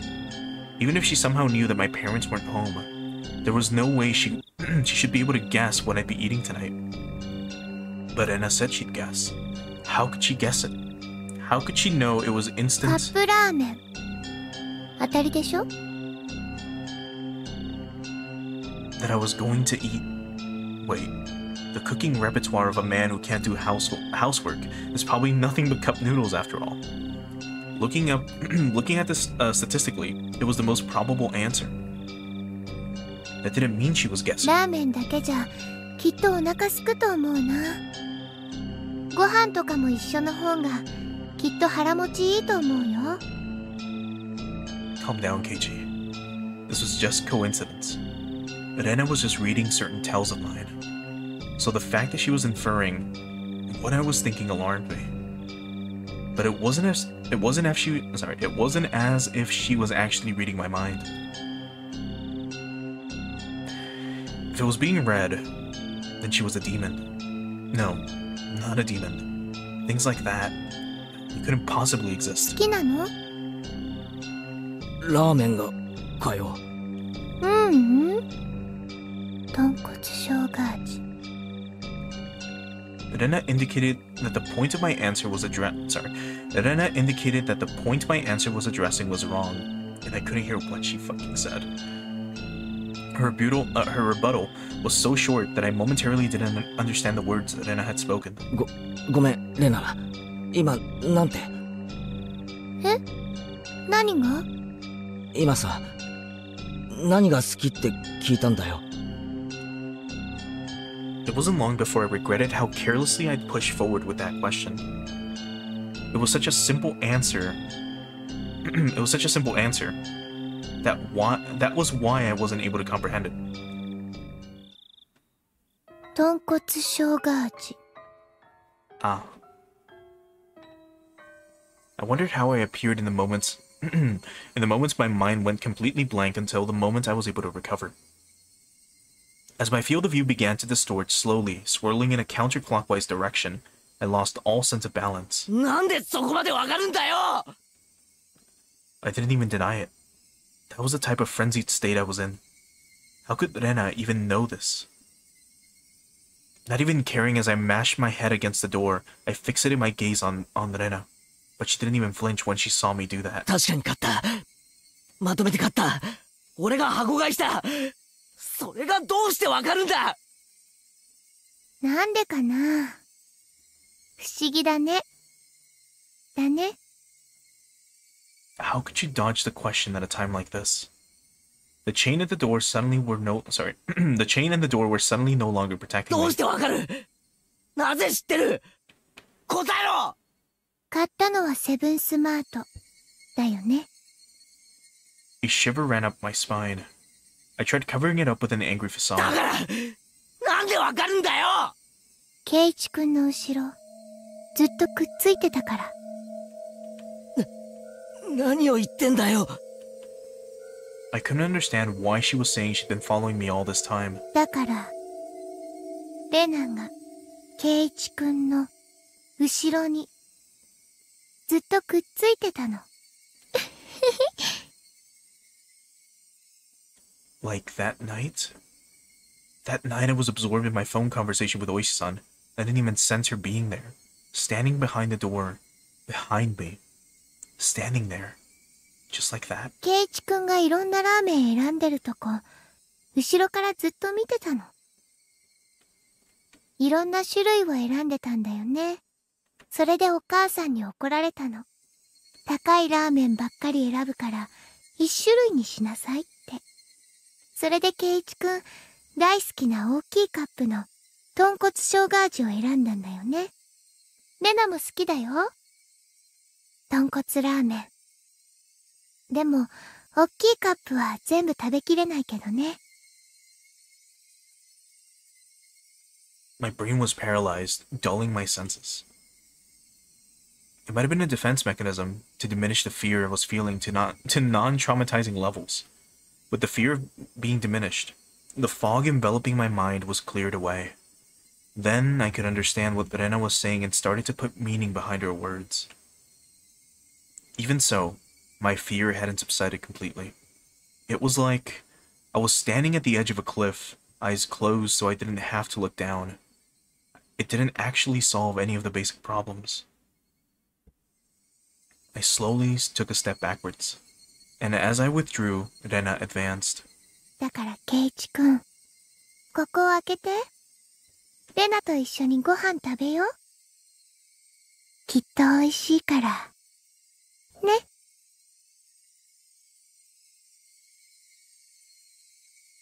Rena's pale, slender fingers squirmed through the crack in the door, one at a time, as if they had a mind of their own rattling the chain.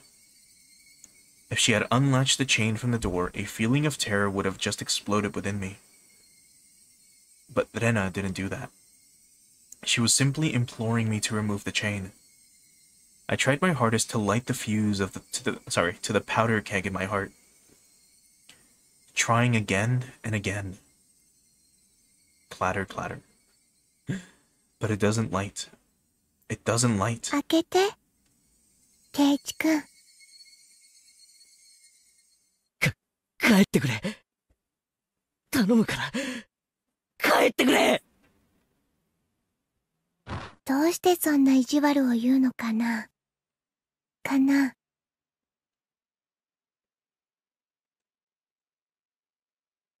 ってくれ。帰れよ。帰れ。 The powder keg inside me finally went off.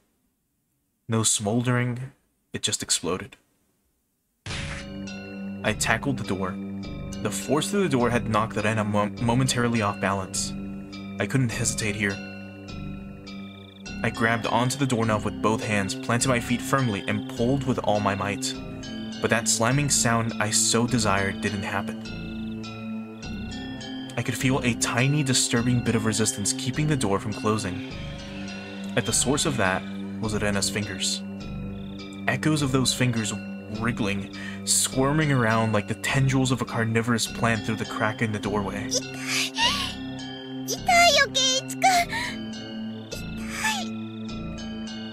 It wasn't a harsh shriek, but more of a yelp she was trying to keep back. I kept on pulling on the door with all my might.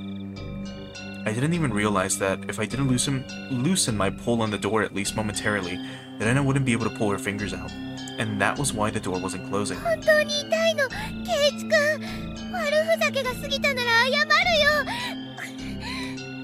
didn't care one bit for her apology. No matter how much she apologized, it didn't change any of what she had done up until now. It didn't change anything.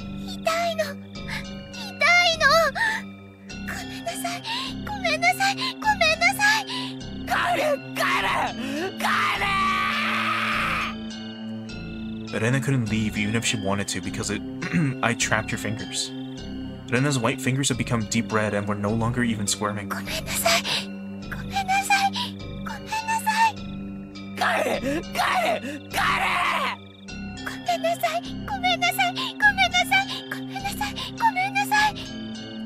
Rena's apologies were occasionally twisted with pain, but like a broken record, she was intent on repeating it over and over. Go away. Go away. Go away. Stop it. Stop it. Stop it. Stop it. I pulled on the door even harder. Finally, Rena's fingers were somehow able to slip from their imprisonment in the doorway. The moment that happened, the door closed soundly, and I could hear the thud of Rena falling on her butt on the other side. I locked the door immediately. It made a loud clunk, voicing my rejection to Rena.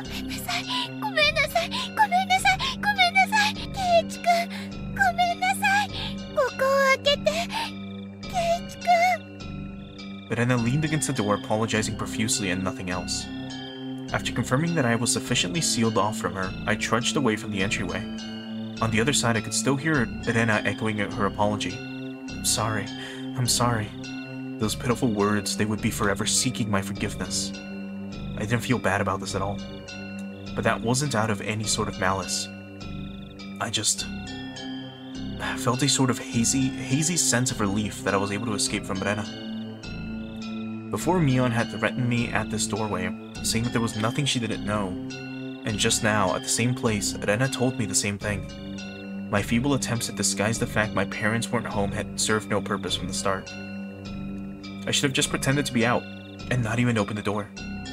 My meager plans hadn't helped at all. In Hinamizawa, it was impossible to wit them.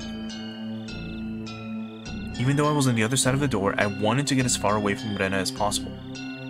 One step, two steps, with each one, her sniveling apologies became more distant. I sprinted up the stairs and dove into my room. As you would expect, I was finally no longer able to hear Rena repeating her endless apology. Diving into my bed, I was startled by the heart lump I felt. There was something in my bed. The phone. It was the receiver. I finally remembered. I was in the middle of a call with Oishi-san. Looking at the clock, apparently not much time had passed since I went downstairs. Could it be that my clock had run out of batteries? I had talked with Rena for so long, how did almost no time pass? But the hand on the clock was ticking forward 1 second every second as usual.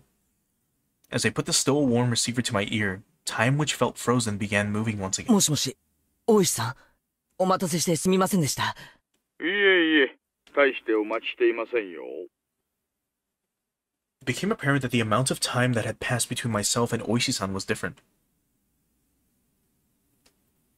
Over the phone, I could hear an energetic voice from a sports program or something.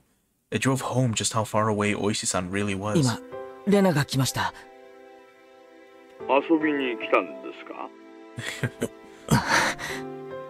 I wasn't confident that I could coherently explain the situation to Oishi-san, but I didn't need to right now. Right now, I needed to know about Rena. That's right. I was planning to ask Oishi-san more about Rena, but Rena's little visit had interrupted the conversation. What was true and what was false, I couldn't tell. The one thing I knew was the single grim reality that Rena was suspicious. I might be able to figure something out if I asked Oishi-san about her. Up until now, I had regretted it whether I forced myself to ask about things that I was better off not knowing. But looking at it that way, you could say I'd hit rock bottom. There was no possible way I could feel any more regret than I did now. No, rather, I wanted to know if there was anything beyond this I would regret more. Forget about tomorrow. It wasn't out of the realm of possibility for something to happen tonight. I wanted to know everything I could. I was absolutely not going to die like this. Not without knowing anything. I definitely won't. レナさんのことですか？調べましたよ。まあ簡単には。I understood that Oishi-san was talking in circles. A bit meant I dug so deep it'd be hard to discuss with you since you're her friend. その簡単な全てを知りたいんです。あなたが聞いて面白いような話はありませんよ。大石さん。I spoke as calmly as possible to Oishi-san, who was continuing to avoid the issue. And then I said it. 竜宮レナは怪しいと思っています。過去の事件がたとえお社様のたたりによるものだったにせよ、竜宮レナは関わっています。レナさんが怪しいと思える具体的な証拠があるのですか？ The manner in which Oishi-san spoke became very firm. Do you have some sort of proof? That was him talking as a detective. 状況証拠だけです。そうですか。I could tell even over the phone how disappointed Oishi-san was. Pulling on the fishing line when he felt a bite, only to reel in the bait. Disappointed but ready to cast the line once more. That's how it seemed. 大石さん、目に見える証拠がなければ動けないんですか？ What I meant was, you can't come and save me without proof. I stuck that barb in there. As Oishi-san loved roundabout ways of saying things, he understood me just fine. 大丈夫ですよ、前原さん。あなたは私が守ります。That's what a guy tells, like, a chick he wants to impress. That was not the least bit reassuring. Oishi-san was just using me to continue his investigation.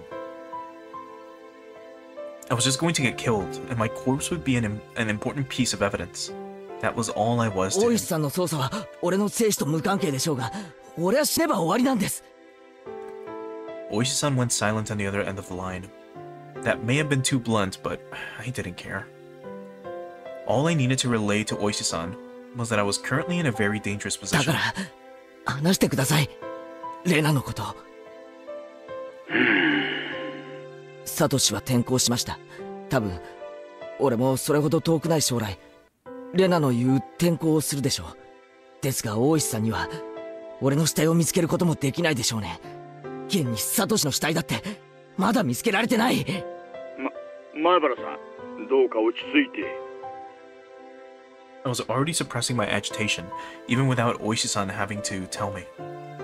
It wouldn't solve anything if I continued to scream about my mistrust in the police. It would seem that I could only depend on myself and the bat Satoshi left behind to protect myself. Then I at least wanted to know about what happened before Rena transferred schools. つまらない話になるのは覚悟の上ですね。Oishi-san, realizing my resolve couldn't be swayed, finally caved. 今の俺にとってつまらない話は何一つありません。お願いします。まずいくつかお断りすることがあります。はい。他言無用でお願いします。また内容には一部憶測も含まれているかもしれません。全てが真実ではないかもしれないということです。よろしいですね。真実ではないかもしれない。言ってる意味がよくわかりません。ひなみ沢の連続開始事件は捜査本部がありません。毎年の事件は個々に扱われています。ですから竜宮レナが捜査線に浮上したことは一度もないつまりですね。レナの調査は警察としてでなく個人として行ったということですか？ご理解いただけて助かります。話のほとんどは電話もしくは会って聞かせてもらったものばかりです。ですから裏が取れていません。鵜呑みにしないでほしいということなんですよ。ご理解いただけますね。全部聞いた話だけなんですか？申し訳ないです。個人調査ですのでね。あれ、以前レナのカルテを見たって言いませんでしたか？確かにそう聞きましたよ。I assume he means medical chart, by the way. Oishi-san paused for a moment on the other end of the line. そんなことも言いましたかね。気のせいということにしてください。I didn't care about Oishi-san having certain obligations and responsibilities. I also didn't care if there was no proof. Even if they were just rumors, there's no smoke without fire after all. 話してください、大石さん。わかりました。Oishi-san finally opened those tight lips of his. It seemed that Rena lived in Hinamizawa a long time ago. She had moved to Ibaraki Prefecture just before starting elementary school. Then, following that, right after transferring, the unfortunate incident with the breaking of the school windows happened. Then Rena confided to the doctor. It was Oyashiro-sama. This was everything I knew. 私が知る話も前原さんと大きくは変わりません。では、どこを詳しく調べたんですか？ I didn't need to ask. It was the incident right before she transferred back to Hinamizawa. レナが起こした事件とその後の医者での告白ですね。はい。大石さんはその内容を知っているからこそレナたちを疑って。疑っています。Oops. My bad. やはりレナたちが犯人。ああ、いえ、疑うとはそういう意味ではないんです。Huh? Oishi-san was the type of person to say things with confidence, but these particular words were less than reassuring. じゃあ何を疑ってるんですか？親代様ですよ。え？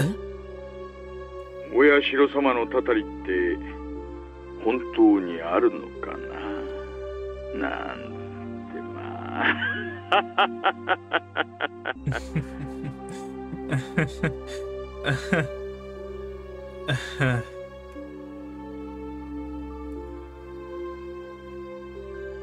Oishi-san's laugh was quite dry. Certainly not the kind that would make you want to join in. He resumed the conversation about the dubious circumstances behind Satoshi's disappearance, the course of events leading him to delve into Rena's past. Just then, there was thunder in the distance, and a heavy rain started pouring down. It came without warning, a downpour fiercely beating the ground. I had left the window in my room open a crack to let the heat out. The violent wind danced into my room, making the curtains flap wildly. あ、いえ、急にすごい雨が。すみません。どうぞ続けてください。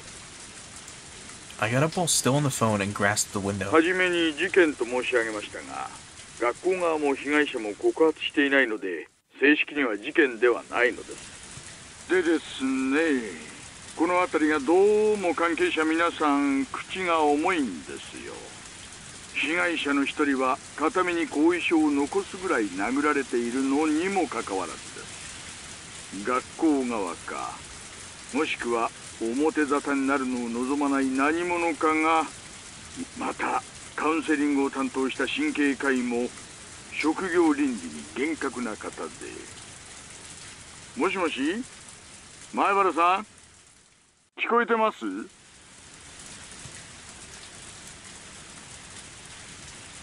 There was a figure of a person standing by the light near the mailbox this whole time. Even in this torrential rain, they didn't have an umbrella. They were unquestionably drenched from head to toe. In this shower, which more resembled a waterfall, droplets of water dripped down from her hair. Just standing there, both arms dangling at her side.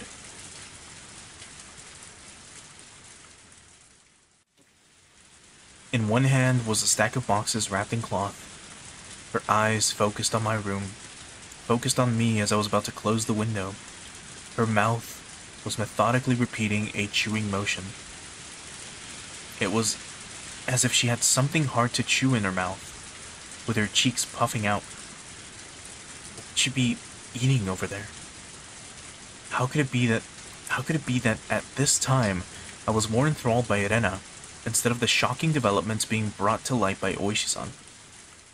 If it hadn't started raining, I wouldn't have gone to the window. Then I wouldn't have noticed Irena, nor would I have noticed that. Rena's mouth was moving in the same pattern. She wasn't eating something. She was repeating something. What was it? What was she repeating? To me. What was she saying? And why was I, right up against the window, fixated on her? もしもし、前原さん、聞こえてますか？もしもーし。ごめんなさい。え、前原さん？ごめんなさい。ごめんなさい。ごめんなさい。ごめんなさい。ごめんなさい。ごめんなさい。ごめんなさい。もしもし、前原さん、どうしましたか？ Even in this torrential downpour, Rena was still apologizing. The other self inside me drew the curtain hastily with my right hand, blocking my view of the outside. But even doing that, Rena's relentless apology still reached my ears. I'm sorry. I'm sorry.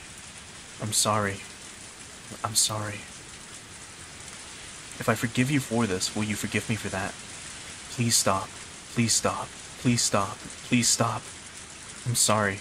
I'm sorry. I'm sorry. I'm sorry. I'm sorry. I'm sorry. I'm sorry. I'm sorry. Damn it. Why should I have to forgive her? I'm the one who wants to be forgiven. What part of me can't you forgive? I won't be killed.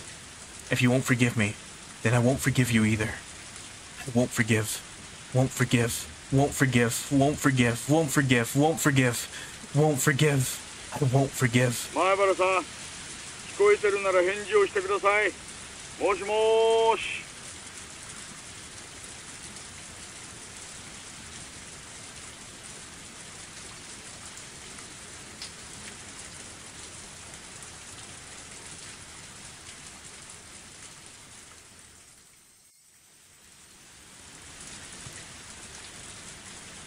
We got new tips. Okay, so let's save here real quick. Now, we are starting, this is the end of chapter 11. From what I understand, there should be 12 chapters in chapter 1, or 13 chapters in chapter 1. If that's correct, then this chapter should have been like an hour shorter, just about, or an hour and a half shorter. And then the next chapter we're supposed to start was supposed to be like 2 hours. Just about.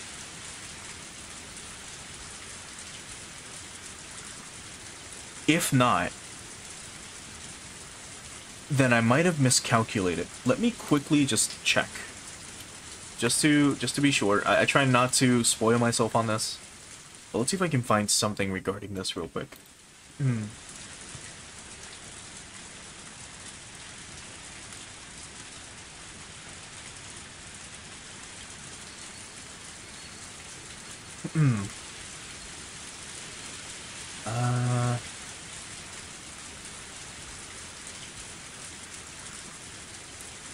Alright, let me check one quick thing. Just gonna mute this for a moment.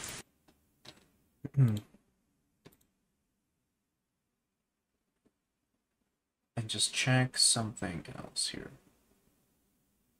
Okay, so there's about 3 hours left, it seems.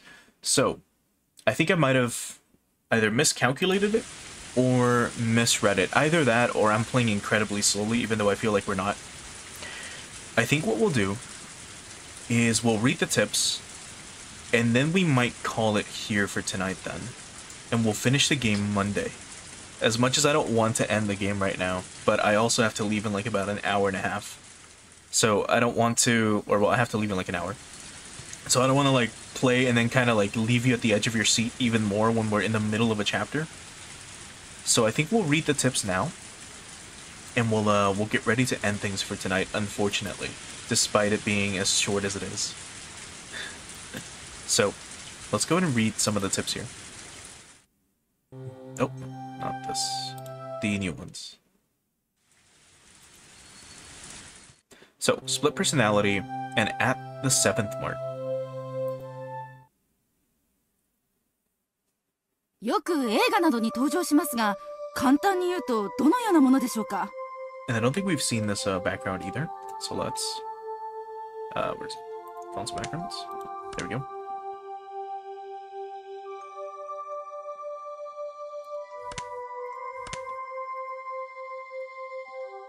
複数の人格を持つことによる逃避と考えられています。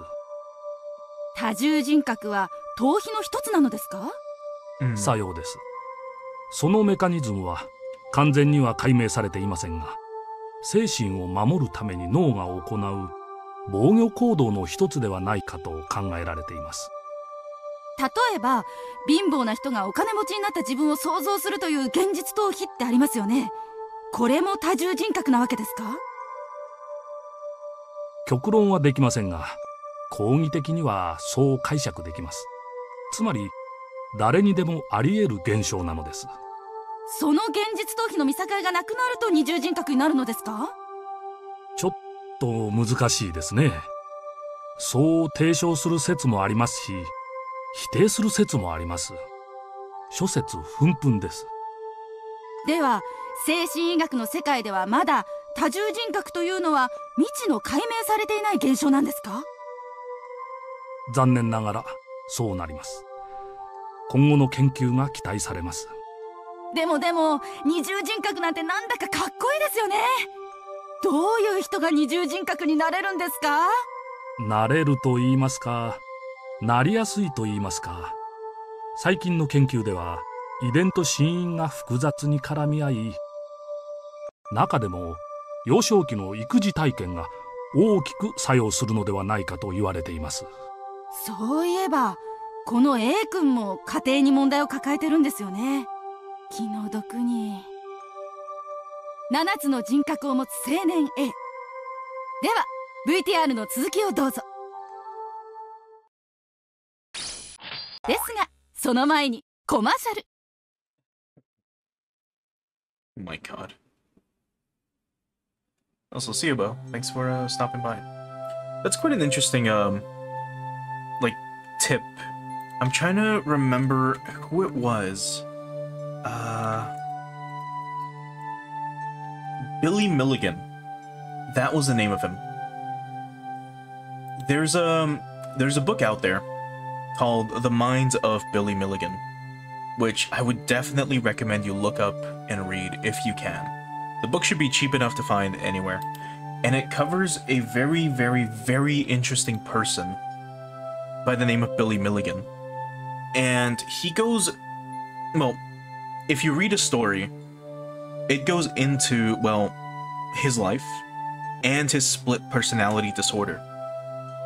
If his name sounds familiar, if you're a little older, or if you're, I guess, well-versed in law to some extent, he's the first person to ever successfully be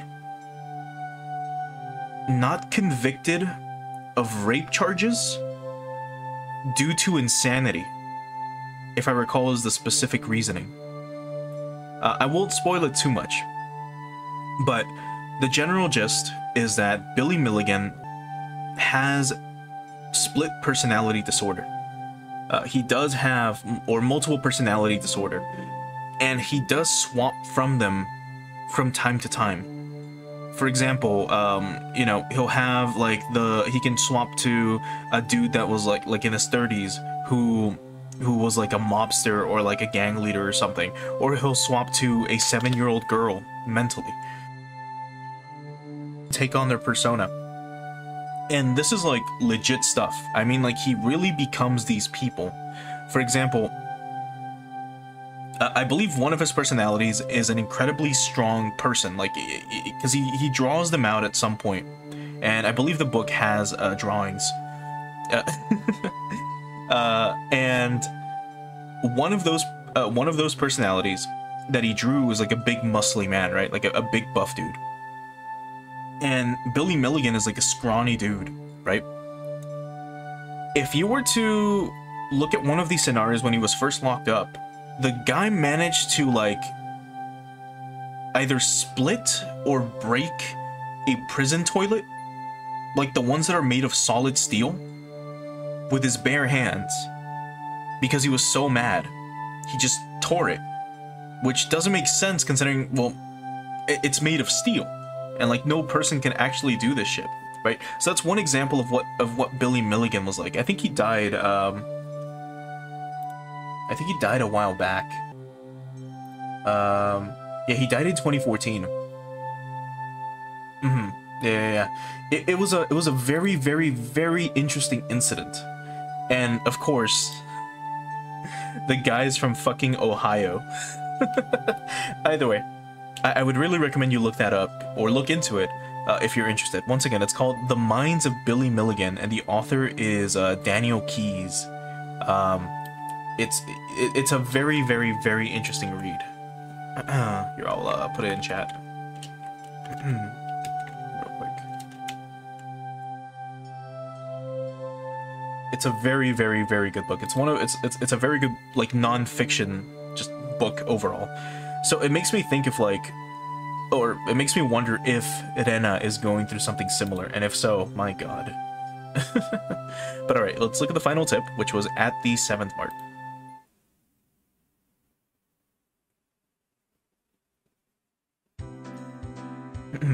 The 7th mart was a bargain supermarket with food and alcohol. What's this, KG? So many. There's no reason to get all these different kinds, is there? I flopped all the different flavored cup noodle bowls into the cart. 最近のカップ麺は凝ってて種類も多いんだよ。どれも一通りは食ってみたいし。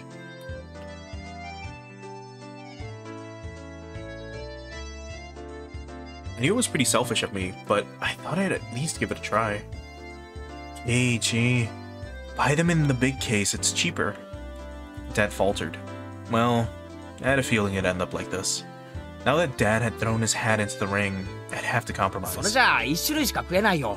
飽きちゃうって。I was resisting as a formality. I had already given up inside and wasn't sure which case of noodles to get. If you can't pick, then Mommy will pick for you. You don't have to rush me. I quickly searched the cases of noodles for what I wanted. Pork bone and ginger, large cup.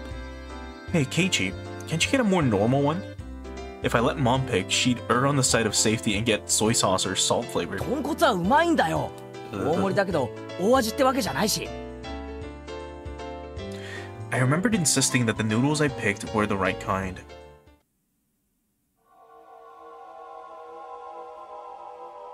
In this frozen memory and time, this encapsulated world, I didn't have the power to look around my surroundings. So, I did what I could and reached out with my hearing and vision, sharpening my senses to find the presence I overlooked. No matter how much I searched through my field of vision, I couldn't see Rena. I rewound the situation searching, but of course I couldn't find her.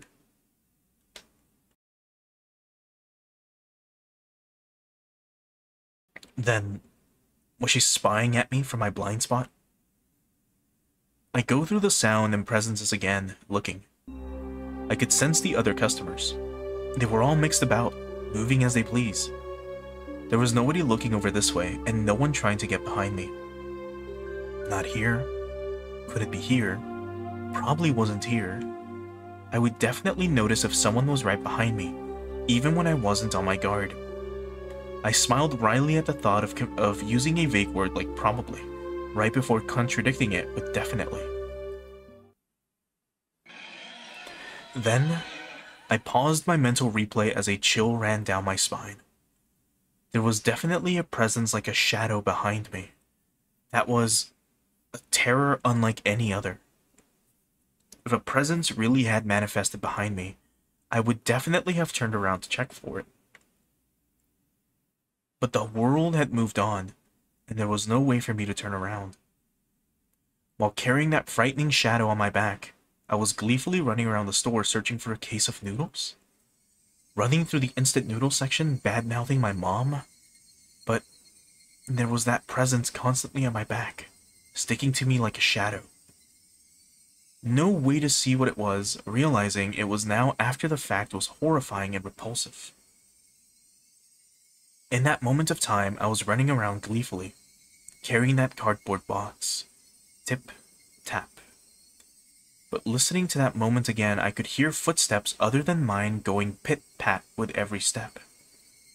Tip, tap, tip, tap, tip, tap, pit, pat, pit, pat, pit, pat.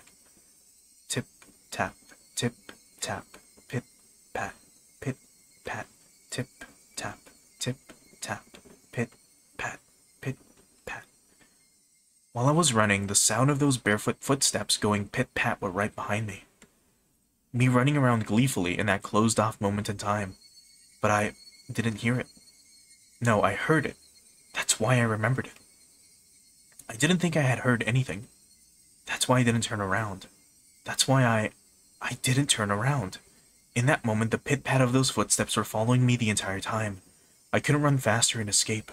I couldn't run any faster than I had ran at that time. I couldn't turn around. I hadn't turned around before, not once. Then I returned to my parents and started talking. The shadow-like presence was right at my back. Since I didn't move, the shadow didn't move. That's why it made no sound. That was all. At that time, I had taken a single step while talking to my parents. I was just standing there. This was undeniable. And yet,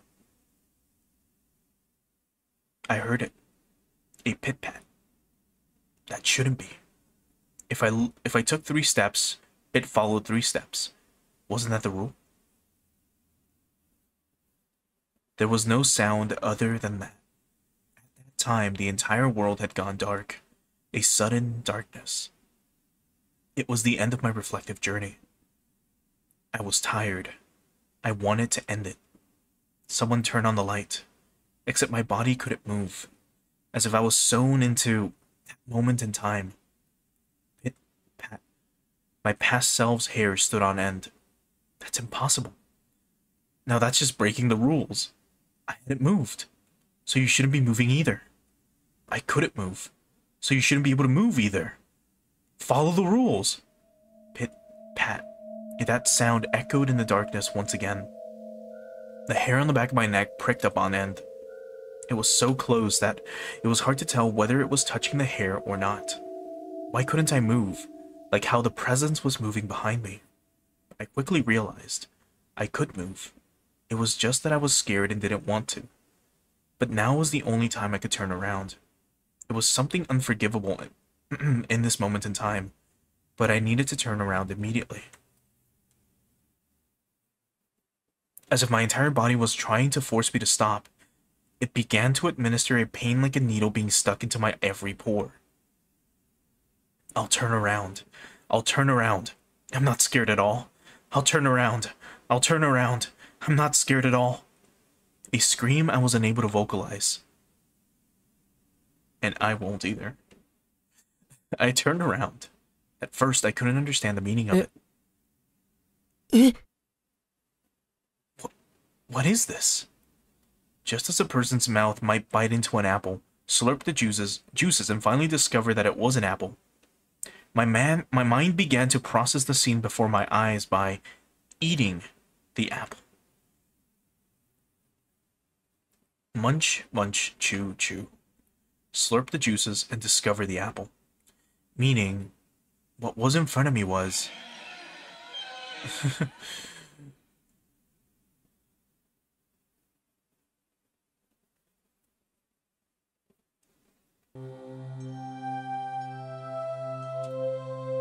What could have been in front of him? Alright. So like I said, I think this is probably a good stopping point, considering that probably the next stream is going to be the finale. So here, let's get ready to wrap things up.